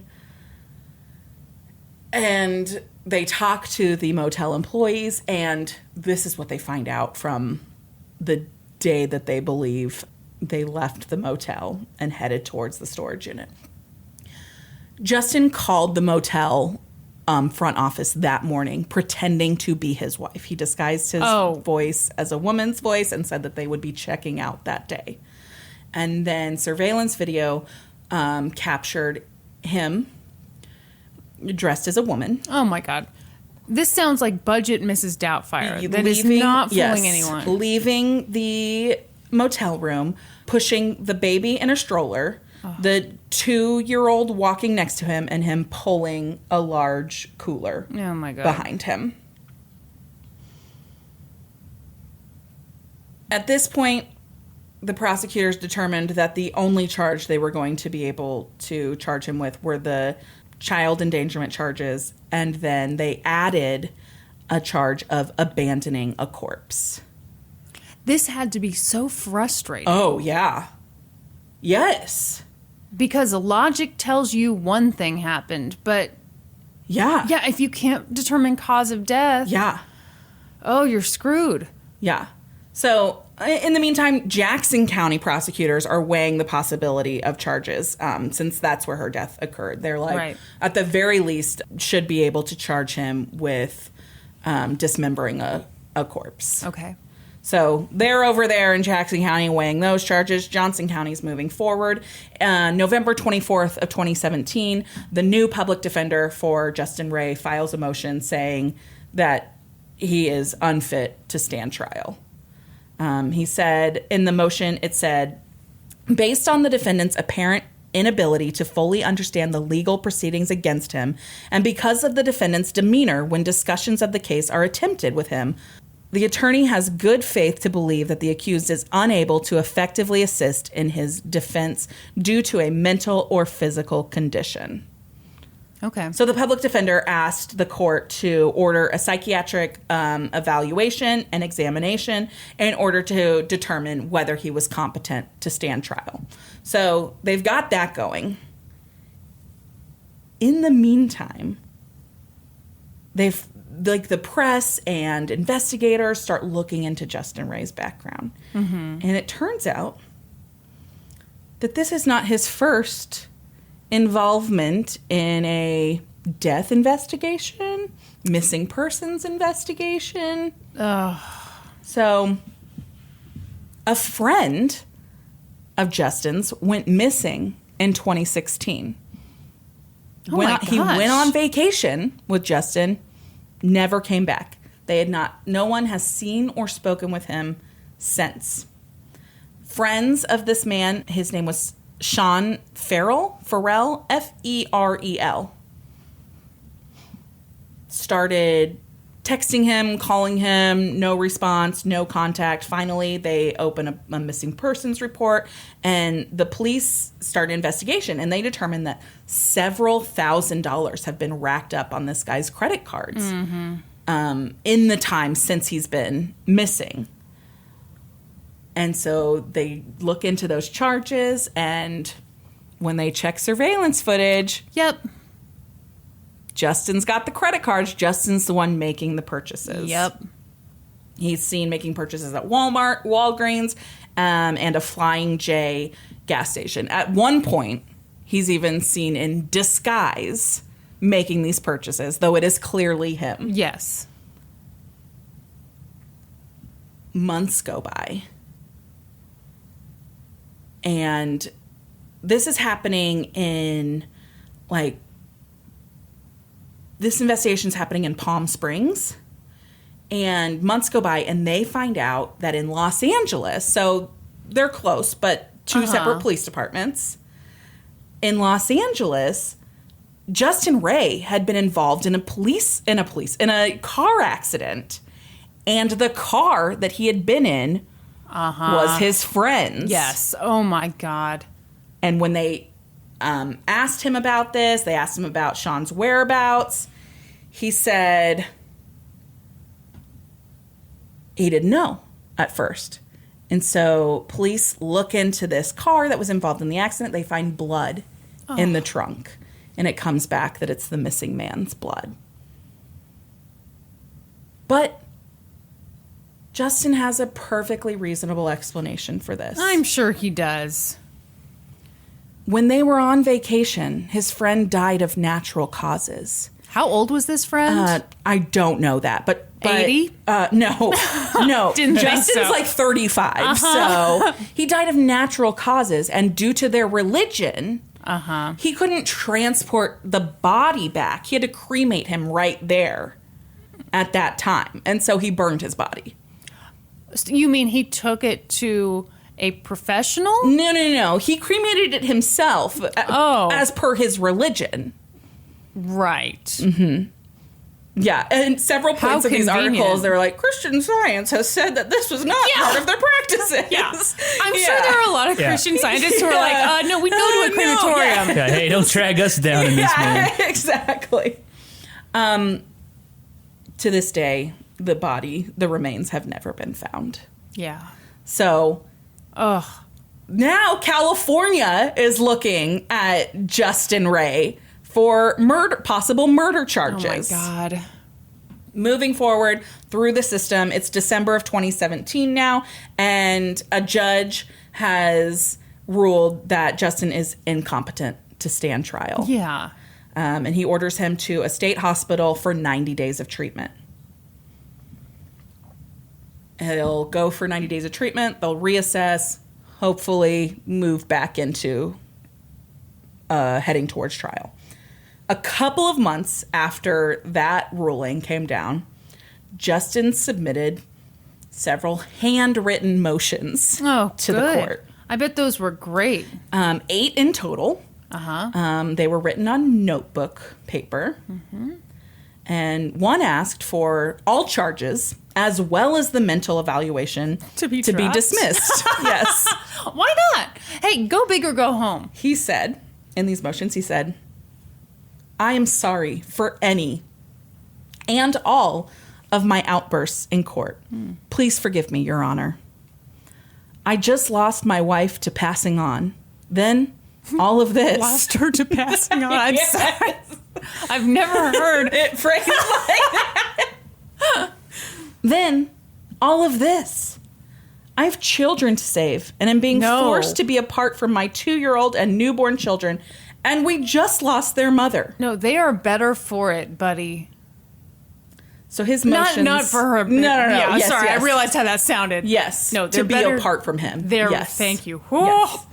Among the motions were a motion to retrieve evidence, a petition for habeas corpus, a motion of appeal, 2 motions to dismiss, a motion to subpoena somebody, a motion to for a change of venue. Did you say a motion to appeal? A motion to... Yeah, a motion of appeal. To appeal what? I don't know. He's basically throwing any motion he's ever heard of at the judge. Because, 2 motions the locomotion. Yeah, exactly. 2 motions to dismiss, a motion to appeal, and a motion to change venues. He's like, hey, any of these sound good? Come on, judge, give me something. Oh, my God. And in these articles from Fox 4, you can actually see, like, a picture of some of these, and it's just handwritten in the District Court of Johnson County, Kansas, motion to dismiss, and then he writes like his case number in the corner. Yeah, and he tries to do it like in legal speak, which I'm sure makes it so good. Yeah. So his motion to dismiss included a couple of arguments. I'm sorry. Did you ever watch? I'm sorry. What? This is making me think of like. Have you ever seen It's Always Sunny in Philadelphia where, like, Charlie tries to be a lawyer, like, pretends... Do you know what I'm talking about? And he tries to do his legal speak. Oh, this is a Daryl Pitts Seinfeld reference. Sorry. I remember that episode where... Part of my favorite parts of It's Always Sunny is when they tried to talk to that lawyer. Yeah. And they try to like get a case going, and he's just And they're like, working so hard to sound smart, but they're yeah, just and that lawyer not. is just like shutting them down all the time. It's a very Daryl Pitts reference. Sorry. Among his arguments for his motion to dismiss were that it was a violation of the speedy trial statute. Well, how fast did he want this thing? Exactly. That also, it was a failure to provide the defendant a speedy trial under the Sixth Amendment of the U.S. and Kansas Constitutions. I'm glad he clarified, because I'm sure those judges would be like, a speedy trial? What? We had no idea. Also, that the prosecution herein is based on the ground that of the lies of slander of, and then he lists people. He lists the names of 2 Lenexa police officers Who slandered him. Sure. That's right. Sure, I'm totally with him. And then he puts in parentheses, with no proven facts, just their lies. And then he finished with, it's so difficult to read some of the stuff he writes because it doesn't make sense. Due time is of an essence. I have children in need of my care and need to have all this cleared up so I can stand trial, or we can work out a plan. Oh my God. Dude, what world are you living in? Yes. At some point, they reassess him, and it's determined that he is now competent to stand trial. How? I don't know. Okay. And then on November 2nd, 2018, your next birthday. Why is all this shit happening on my birthday? You know what? This is why I've never heard of it. On my birthday, I don't read the news. Sorry. On November 2nd, 2018, they add 2 new charges. 2 charges of child pornography. No, ew. Yes. So this is so ridiculous how this got added. So he is talking to anybody and everybody who will listen to him to try and prove his innocence. Sure. This is all an accident. None of this is all, it's all based on lies. Yep. Herein, wherefore art. In due time. Yes. And so he gives his phone to investigators, and he's like, look through it. I will show you. She died of natural causes. I took pictures of the babies with her. Pictures of the baby. You can see in the pictures on my phone. Look through it. You will see that she died of natural causes. So he gives them his phone, which is filled with child porn? They look through the phone, and they find a few pictures of minors. It's questionable how old they are. Definitely under 18. Okay. And it's deemed child pornography. It's like screenshots of websites. And like one of them's for like a Google search for child nudist. Ew. And like children's nudist camp, things like that. Ew. As if that's a thing. Right. Oh, God. Yes. Well, probably on Jeffrey Epstein's island or whatever. Probably. Ugh. Pedophile island. Yeah. Oh, my Ugh. God. So they're like, all right, so we'll be adding 2 charges of child pornography on top of that. Finally, the trial begins in January of 2019. Did they have it in 2019 because they were like, oh my gosh, this speedy trial Speedy stuff? trial stuff. Thank you for pointing that out to us. Thank we you. totally forgot. Heretofore herein, we will have the trial. On the first day of the trial, the prosecution kind of outlined how they would lead the jury to find that Justin was a criminal and was not caring for his children and possessed child porn on his phone. The defense argued that Justin, while not a great parent, I mean, yeah. his actions weren't criminal. You're right. He might not have been a great parent. We're not talking dad of the year here, but what crime has he committed, I ask you? Well, child porn for one. I mean, what? Like, he's not a great parent. The trial moved pretty quickly. It only lasted about 3 days. Testimony was given from the housekeeper and the managers of the hotel where they stayed. Do you want to know what hotel it is? Yes. I had never heard of it. Woodspring Hotel. The Wood Springs Hotel. Suites. Wood Springs Suites? I guess. By the stadiums? Yeah. Kansas City Stadium. Wood Springs Suites. This is where who was staying? This is where the family was living. So it's like an extended stay hotel. This, I will say... It actually doesn't look terrible. Is actually much nicer than what I was picturing. But I bet these pictures are pre-dismemberment. It has a 3.4 out of 5 on Google. Do you think that brought the score down? One of the reviews says, roaches and sketchy people sleeping in cars. Rooms smelt weird, dirty towels and sheets, etc. Yeah. Ew. Yeah. And this dude chopped up his wife in the room next door. Oh, no. Allegedly. That's some slander, I think. So a housekeeper, a manager from the hotel testified. They said that they had seen Justin leaving the hotel dressed as a woman, wearing a raincoat and a wig. Wow, and did he fool anybody? I mean, and that he was seen dragging a cooler with him, which we now know had the body of his wife inside. Oh, Lord. He also left a shit ton of blood behind in the room. There were bloody sheets. There was blood in the bathtub. There was fucking blood everywhere. Next to testify were employees at the U-Haul and the family, the Jim and Pam, who took them. Oh, God, poor Jim and Pam. Oh, yeah. Yeah, they were like horrified about what had been in there, and they were like, "We were just trying to do a really nice thing, and somehow this is from what now happened. on. We will never do a nice thing again ever." They just write checks.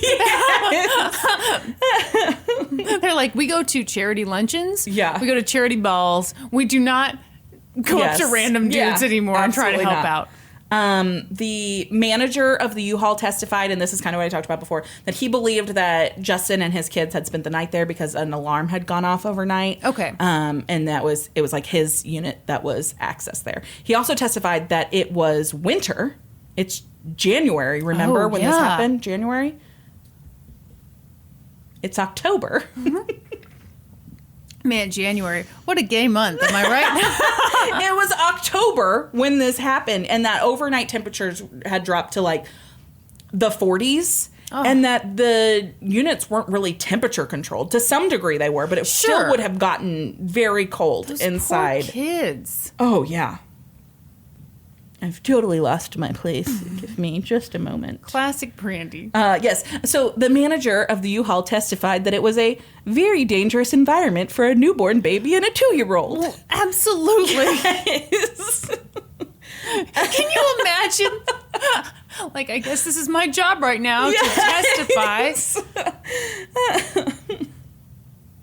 The craziest part about all of this, and I don't know if it's the craziest part, this whole fucking thing is crazy, is that Justin both testified in his own defense and in his own defense. I don't know what word I just said. In his own defense. And he also represented himself for most of his trial. No. So when asked while he was on the stand about those child pornography charges...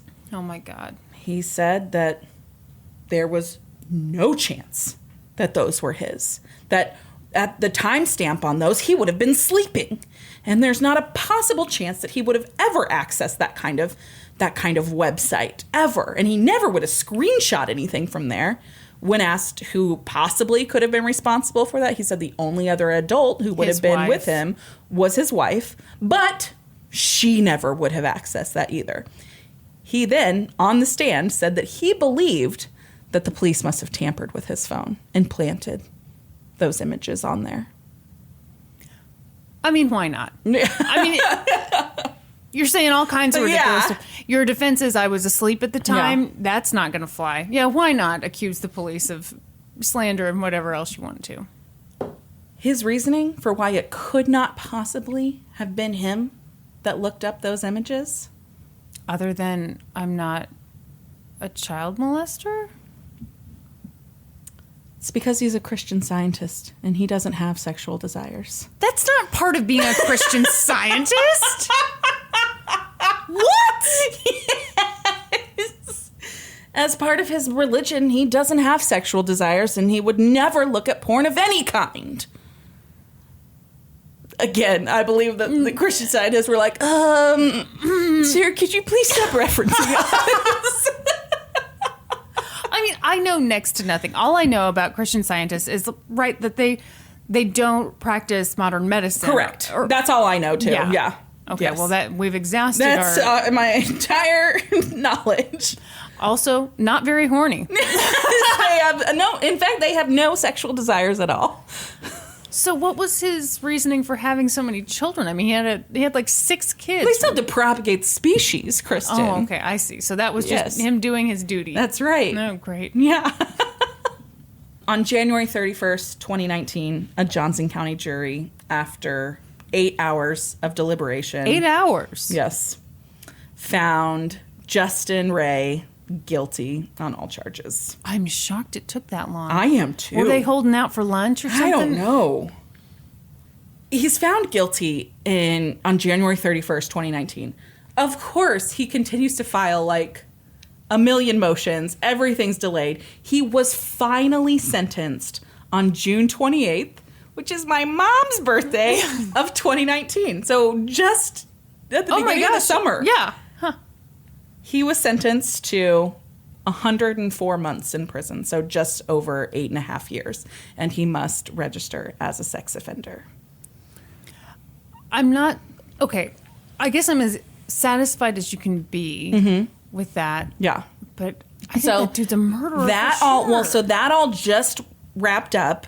He is still facing the dismemberment charges in Missouri and the possibility of those murder charges in California. Okay. I'm going to say his buddy in California. Oh, yeah. He for sure murdered that dude. Yeah. Hey, don't slander him. Allegedly. Allegedly. And that's the case of a horrible discovery in a storage unit. That was... Can you imagine being Jim and Pam? No! Oh, my God, Do you think no. they've ever... Do you think they've gone back to the well? Probably not. You don't remember this happening? Not I've one never heard of bit. that. Are you Not kidding one me? bit. And now, when we go to the well, I'm going to be like, looking around. Oh, my God. Yeah. That was nuts. Nuts.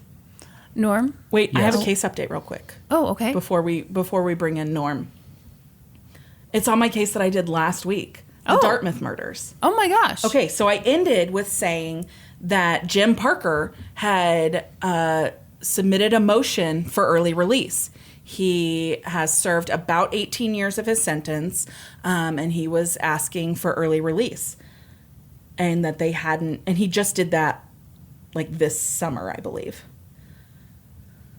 So the prosecution, I guess, went and talked to the daughters of the 2 professors, and they were like, we don't want to have to go through this anymore. And so the state wrote Jim Parker a letter and was like, hey, the families asked that you not put them through this. And he withdrew his bid for early release and said, okay, if they don't want to go through this, I won't put them through it. And so he withdrew his motion for early release. Wow. Yeah. That's amazing. Yeah. I have another positive for the Tyler Clementi case. It's been on my mind this whole recording. Okay. Another positive is his parents formed the Tyler Clementi Foundation, and it is to prevent bullying through inclusion and the assertion of dignity and acceptance as a way to honor the memory of Tyler. That's cool. That is cool. So That's really cool. They've been doing good stuff. You were bothered by that, huh? Yeah, I really was. Yeah. Yeah. That's a terrible I think case. that Ravi dude's a POS, Yeah. point of sale, piece of shit. Yeah. I have nothing positive to say. Yeah. I mean, yeah, just the punishment did not fit the crime. 20 days in jail is It's nothing. It's nothing. nothing. Yeah. Well, are you guys ready for some questions? Yeah. So do you want to tell people what you did? You went on our Discord. So I went on the Discord, which you can join the Discord by Yeah, Kristen, signing tell up people for how they get in the Discord. Yeah. So you join us on Patreon. I believe the Discord is at the $5 level. We've also got a $7 level. For $5 a month, you get to join our Discord. You get to listen to a ton of our bonus episodes. We've got 3 right now, right? Yeah. I mean, we're kind of killing it. We are. We get a monthly bonus episode, vote on topics, Yeah. and then at the Supreme Court level, which is $7, you get all that plus a sticker with our lovely autographs on it. Yeah, you get inducted into the Supreme Court. And Norman, take it away. So before we get to questions, I do want to update on our listeners' homework from last week, which was guess how much the pitcher of margarita was That's at lunch. correct. The answer is $30. And Norman was pissed. Norman was so pissed. Not at all gracious about it. He was so mad. I just wish he would have just said, "Do you want a pitcher? It's $30." Someone in the Discord guessed. Someone the right did price. guess that value correctly. Hold on, let me find her name real quick. Well, and I don't know that $30 for... He said it was the equivalent of like 5 margaritas. Yeah. It doesn't seem that bad. Yeah. Alyssa guessed the price correct. Congrats Good to job. In Alyssa. our Discord. You get a gold star. What was Okay. their other homework? To take stab a a Capri Sun in Capri the Sun butt. and stab it in the butt and see how much easier that is. Did you do it? I didn't. We haven't gotten any feedback on that yet, but I assure you it is much easier. Okay, 3 questions. These are from the Discord. I'm just going to randomly choose some. Excellent. First one is from Lily. What do you do for fun when it's been raining all damn day? So I'll let each of you provide an answer. I binge something on Netflix. That's what I do when it's been raining. What's the last thing you binged? Dead to Me. Oh, I love that show. Oh my gosh, it's so good. Norman's grandma recommended that to me. It's so I- freaking good. yes. Kim recommended it to me. She watched it, loved it so much. Kim is my sister. Loved it, loved it so much that she turned around and watched it again immediately after. And she was So like, telling me that I had to watch it. And I was like, I watched the first episode and I was like, while I was watching it, I was like, yeah, this is pretty good. It's entertaining. And then like something happens and I was like, what the fuck? And then I had to keep watching. Yeah. So what I do when it's raining out, I've been getting into recipes lately. Oh, yeah. Doing different recipes. Tell us about that delicious French toast Oh my casserole you God. made. Okay. Uh-oh. Okay. This makes me so mad. So I've been trying out different recipes, and there's this website. I'm not going to say the name of it because I do like it for the most part. Mm-hmm. But they did you wrong with this one, huh? They did me real dirty. Okay.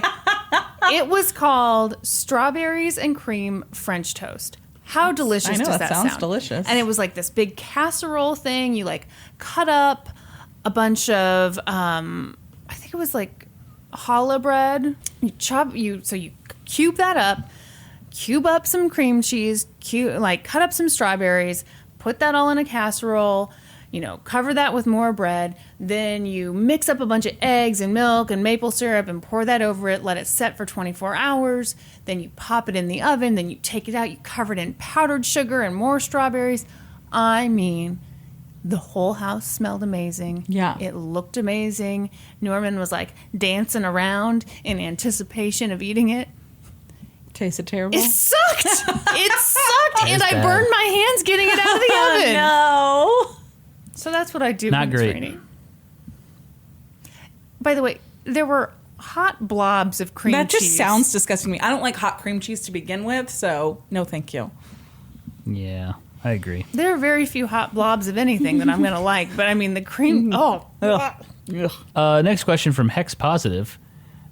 It's directed to Brandy, but I want Kristen's opinion too, just because you guys are long-term friends. okay. Brandy, please tell us what your favorite shampoo and conditioner is. I need a professional's opinion. Ooh. Ooh, I've got a couple recommendations. How long do we have? So I am in love with the Amika line. We carry that in my salon. Smells so good. I think it's the best purple shampoo on the market. So if you have highlighted hair or blonde hair, it'll keep those brassy tones out. It's amazing. It also, smells so good. And then I also am a huge fan of the Verb line. It's a fragrance-free, but it still smells clean without having any added fragrance. It's sulfate-free. It's cruelty-free. I love their Ghost line. It's super weightless, but really moisturizing. Those are my two recommendations. Kristen? No, let's just stick to Brandy's recommendations on this. So you're going to second that? Well, I can't second it. Well, no. Actually, you gave me some Amika stuff. Yeah. And it is amazing. Yeah. It's really, really good. Yeah. Shout out to Amika, sponsors of the podcast. Oh my God. Don't we wish? I cannot recommend the shampoo, conditioner, body wash all in one Well, that's that they on sell you. in the men's grooming aisle. Yeah, don't. Yeah. Do you remember I bought that one time? Well, yeah. We were on a trip to Colorado and I bought it and I was like, look, in one bottle I can do 3 things. No, It never. like destroyed my hair. I don't yeah. care. It's like a handyman who says, "Oh yeah, I do everything." You don't do it all well. That's Jack of all trades, master of none. Yeah. yeah. That's exactly right. Well, and also like I feel like shampoo and conditioner do 2 totally different things. They so do. how can you do it all in the same Yeah. bottle? Okay, last question. We'll just do 3 each episode. I think that's a good number. Kristen, Brandy, this is from Islezer. Islezer? What are your pet peeves? Not using a blinker when you're driving. That drives me fucking nuts. So all of a sudden you're slowing down. What the hell are you doing? Oh, you're turning. Great. I should have just known that. There are lots of things that piss me off. I'm very easily irritated, I think. When I was like rubbing my thumb earlier and it made this noise, yeah, it made and a noise Kristen that she, was like, like, lost her "Oh my mind." God, yeah, and you stop doing that." You would not stop. Oh, I don't like it when my husband calls himself a boy or says, "I'm going to go get a creamy boy." Hate that. No, something I really, really hate when I'm at like the grocery store or someplace and someone has pushed the cart back to their car. They've unloaded their groceries and they've got the cart. They see that the cart storage area is The cart corral. is like, I don't know, too many yards away. And so they're like, well, I'm just going to leave it here. I can't stand hate that either. that. I think you can tell a lot of person by their cart corral behavior. Yeah. Absolutely. Oh, Take yeah. it all the way in. Make sure it goes in nicely with that cart in front of Yes. it. Yeah. What else do I not like, Norm? Oh, knuckle popping is my other one. Oh, God, I no. can't handle it. Absolutely not. You don't like when people speak in a fake British accent. I hate that. We talked about that before. You know what I also hate? When you're talking to somebody, this doesn't happen often, but when it does, I'm like, are you aware that you're speaking to someone? They start digging around in their ear while they're talking. That's weird. It is. I can't. I feel like the DP would probably do that. Yeah, it does seem like something my DP does a lot of weird things. Okay, so I have similar blowing your nose at the dinner table. Disgusting. Because I already can't handle. Mucus. Ugh, don't say it. I thought I was taking one for the Thank team by you. saying it for you. I appreciate it. No, but how hard is it to And go just to a like get up restroom? and walk away. Yes, don't do it in your napkin right at the table. And it's always a cloth napkin, which is like, God, someone has to touch that layer. Can't. I think we should move on. Okay, we can move on. Tiffanized wants to know, what conspiracy theories do you believe, or maybe sort of believe? Ooh.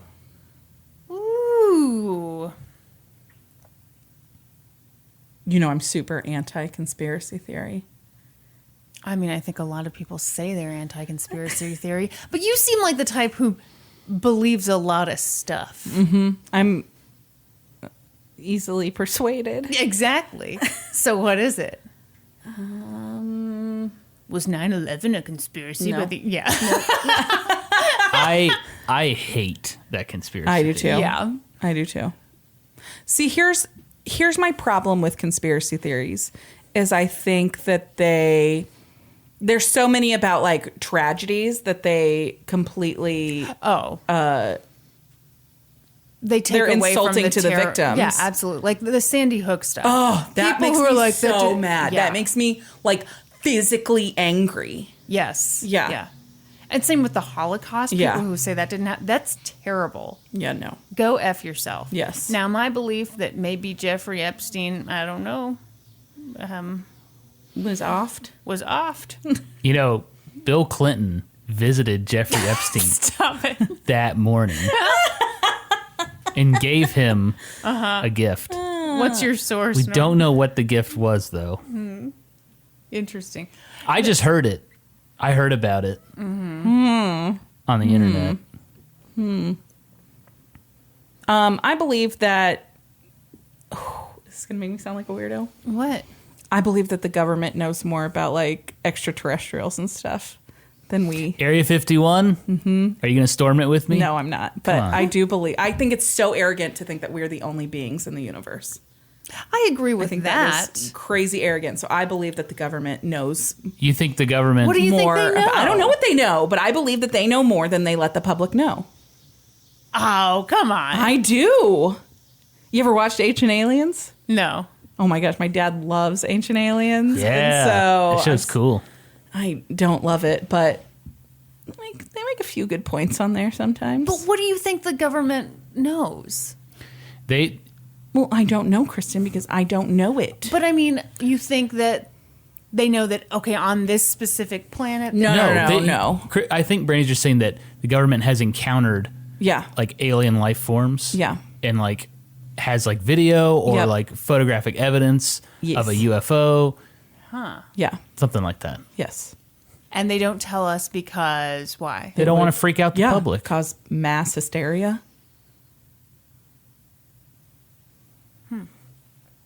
Okay. Don't you remember that show Alf in the 80s? That's a documentary. That's a documentary. Yeah, it's real. That was filmed live in front of a studio audience. I'm amazed. Residential Canadian Mark wants to know, ladies, what are your takes on putting ketchup on burgers? I love ketchup on a burger. Sure. What is that? Is that controversial? It is in the game and historian community. What? You don't put What ketchup kind of on? crazy community do are you? not. I think it is a sin to put ketchup on a burger. Wrong. No. You do ketchup and you do some mustard Yeah, too. ketchup It's and mustard. You make delicious. then it like mixes together and No, makes a delicious I'm sauce. not a fan of ketchup on burgers. Wrong. Well, what do you put on burgers? Don't say Lettuce, mayo. tomato, onion, cheese. I do put mayo. I think mayo is great on a burger. Mayo's almost as bad as mucus. Don't get me wrong. I like ketchup. I just don't like it on a burger. I think it's too sweet. Don't give me that homemade ketchup though. I'll flip a fucking table. It's just a tomato splattered. Yeah. There you go. Here's ketchup. You know what that one place you took me was? I didn't take you on Yes, that place we just went to. Where? Where Kristen had to get up and get me the real ketchup. They came out with that ketchup and I went to dip a fry in it. That was just a pureed tomato. You couldn't handle To be it. fair, that was bad homemade ketchup. It was terrible. That wraps up the question portion of the Let's That Go to was Play awesome. I podcast. loved that. Yeah, thank you. I loved that. I think that should be every week. Yeah, I I think love you guys it. should answer 3 questions. Perfect. Well, let us know, folks. What do you Yeah, think? if you 3 questions a enjoyed week? it and you think we should do it, and then if you want to get in on that Discord, head on over to Patreon and Join. as they say. Yeah, please join the Patreon. These margaritas are while not you're cheap. on your internet machine. If you'd also like to find us on social media, Get on your webcam. Facebook, we're on Twitter, we're on Instagram, we're on Reddit, we're on YouTube. You know what? Listener homework, sign up for the Patreon. Thank you for that assignment, Norm.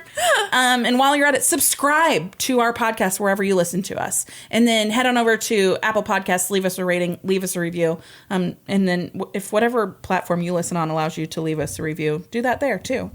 And once you've done all that, Hold on. Before you get to that, I just want to tell people, I feel like in some ways we are so dumb about podcasting. We truly did not know how important it is to ask you guys to subscribe to us. So guys, if you aren't subscribing to us, what the fuck are you even doing? no. Well, Wait, is that about... I That's thought we were doing like a good cop, bad cop thing. Yeah. guys, let me help you out, okay? I'm on your side here.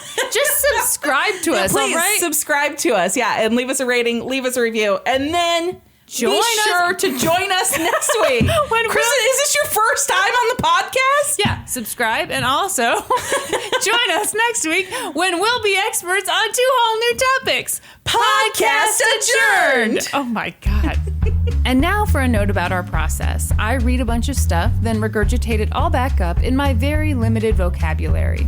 And I copy and paste from the best sources on the web, and sometimes Wikipedia. So we owe a huge thank you to the real experts. For this episode, I got my info from the article The Story of a Suicide by Ian Parker for The New Yorker, The Associated Press, The New York Times, and a bit of Wikipedia. And I got my info from several pieces for Fox 4 KC, as well as the Kansas City Star and Metro US. For a full list of our sources, visit lgtcpodcast.com. Any errors are, of course, ours, but please don't take our word for it. Go read their stuff.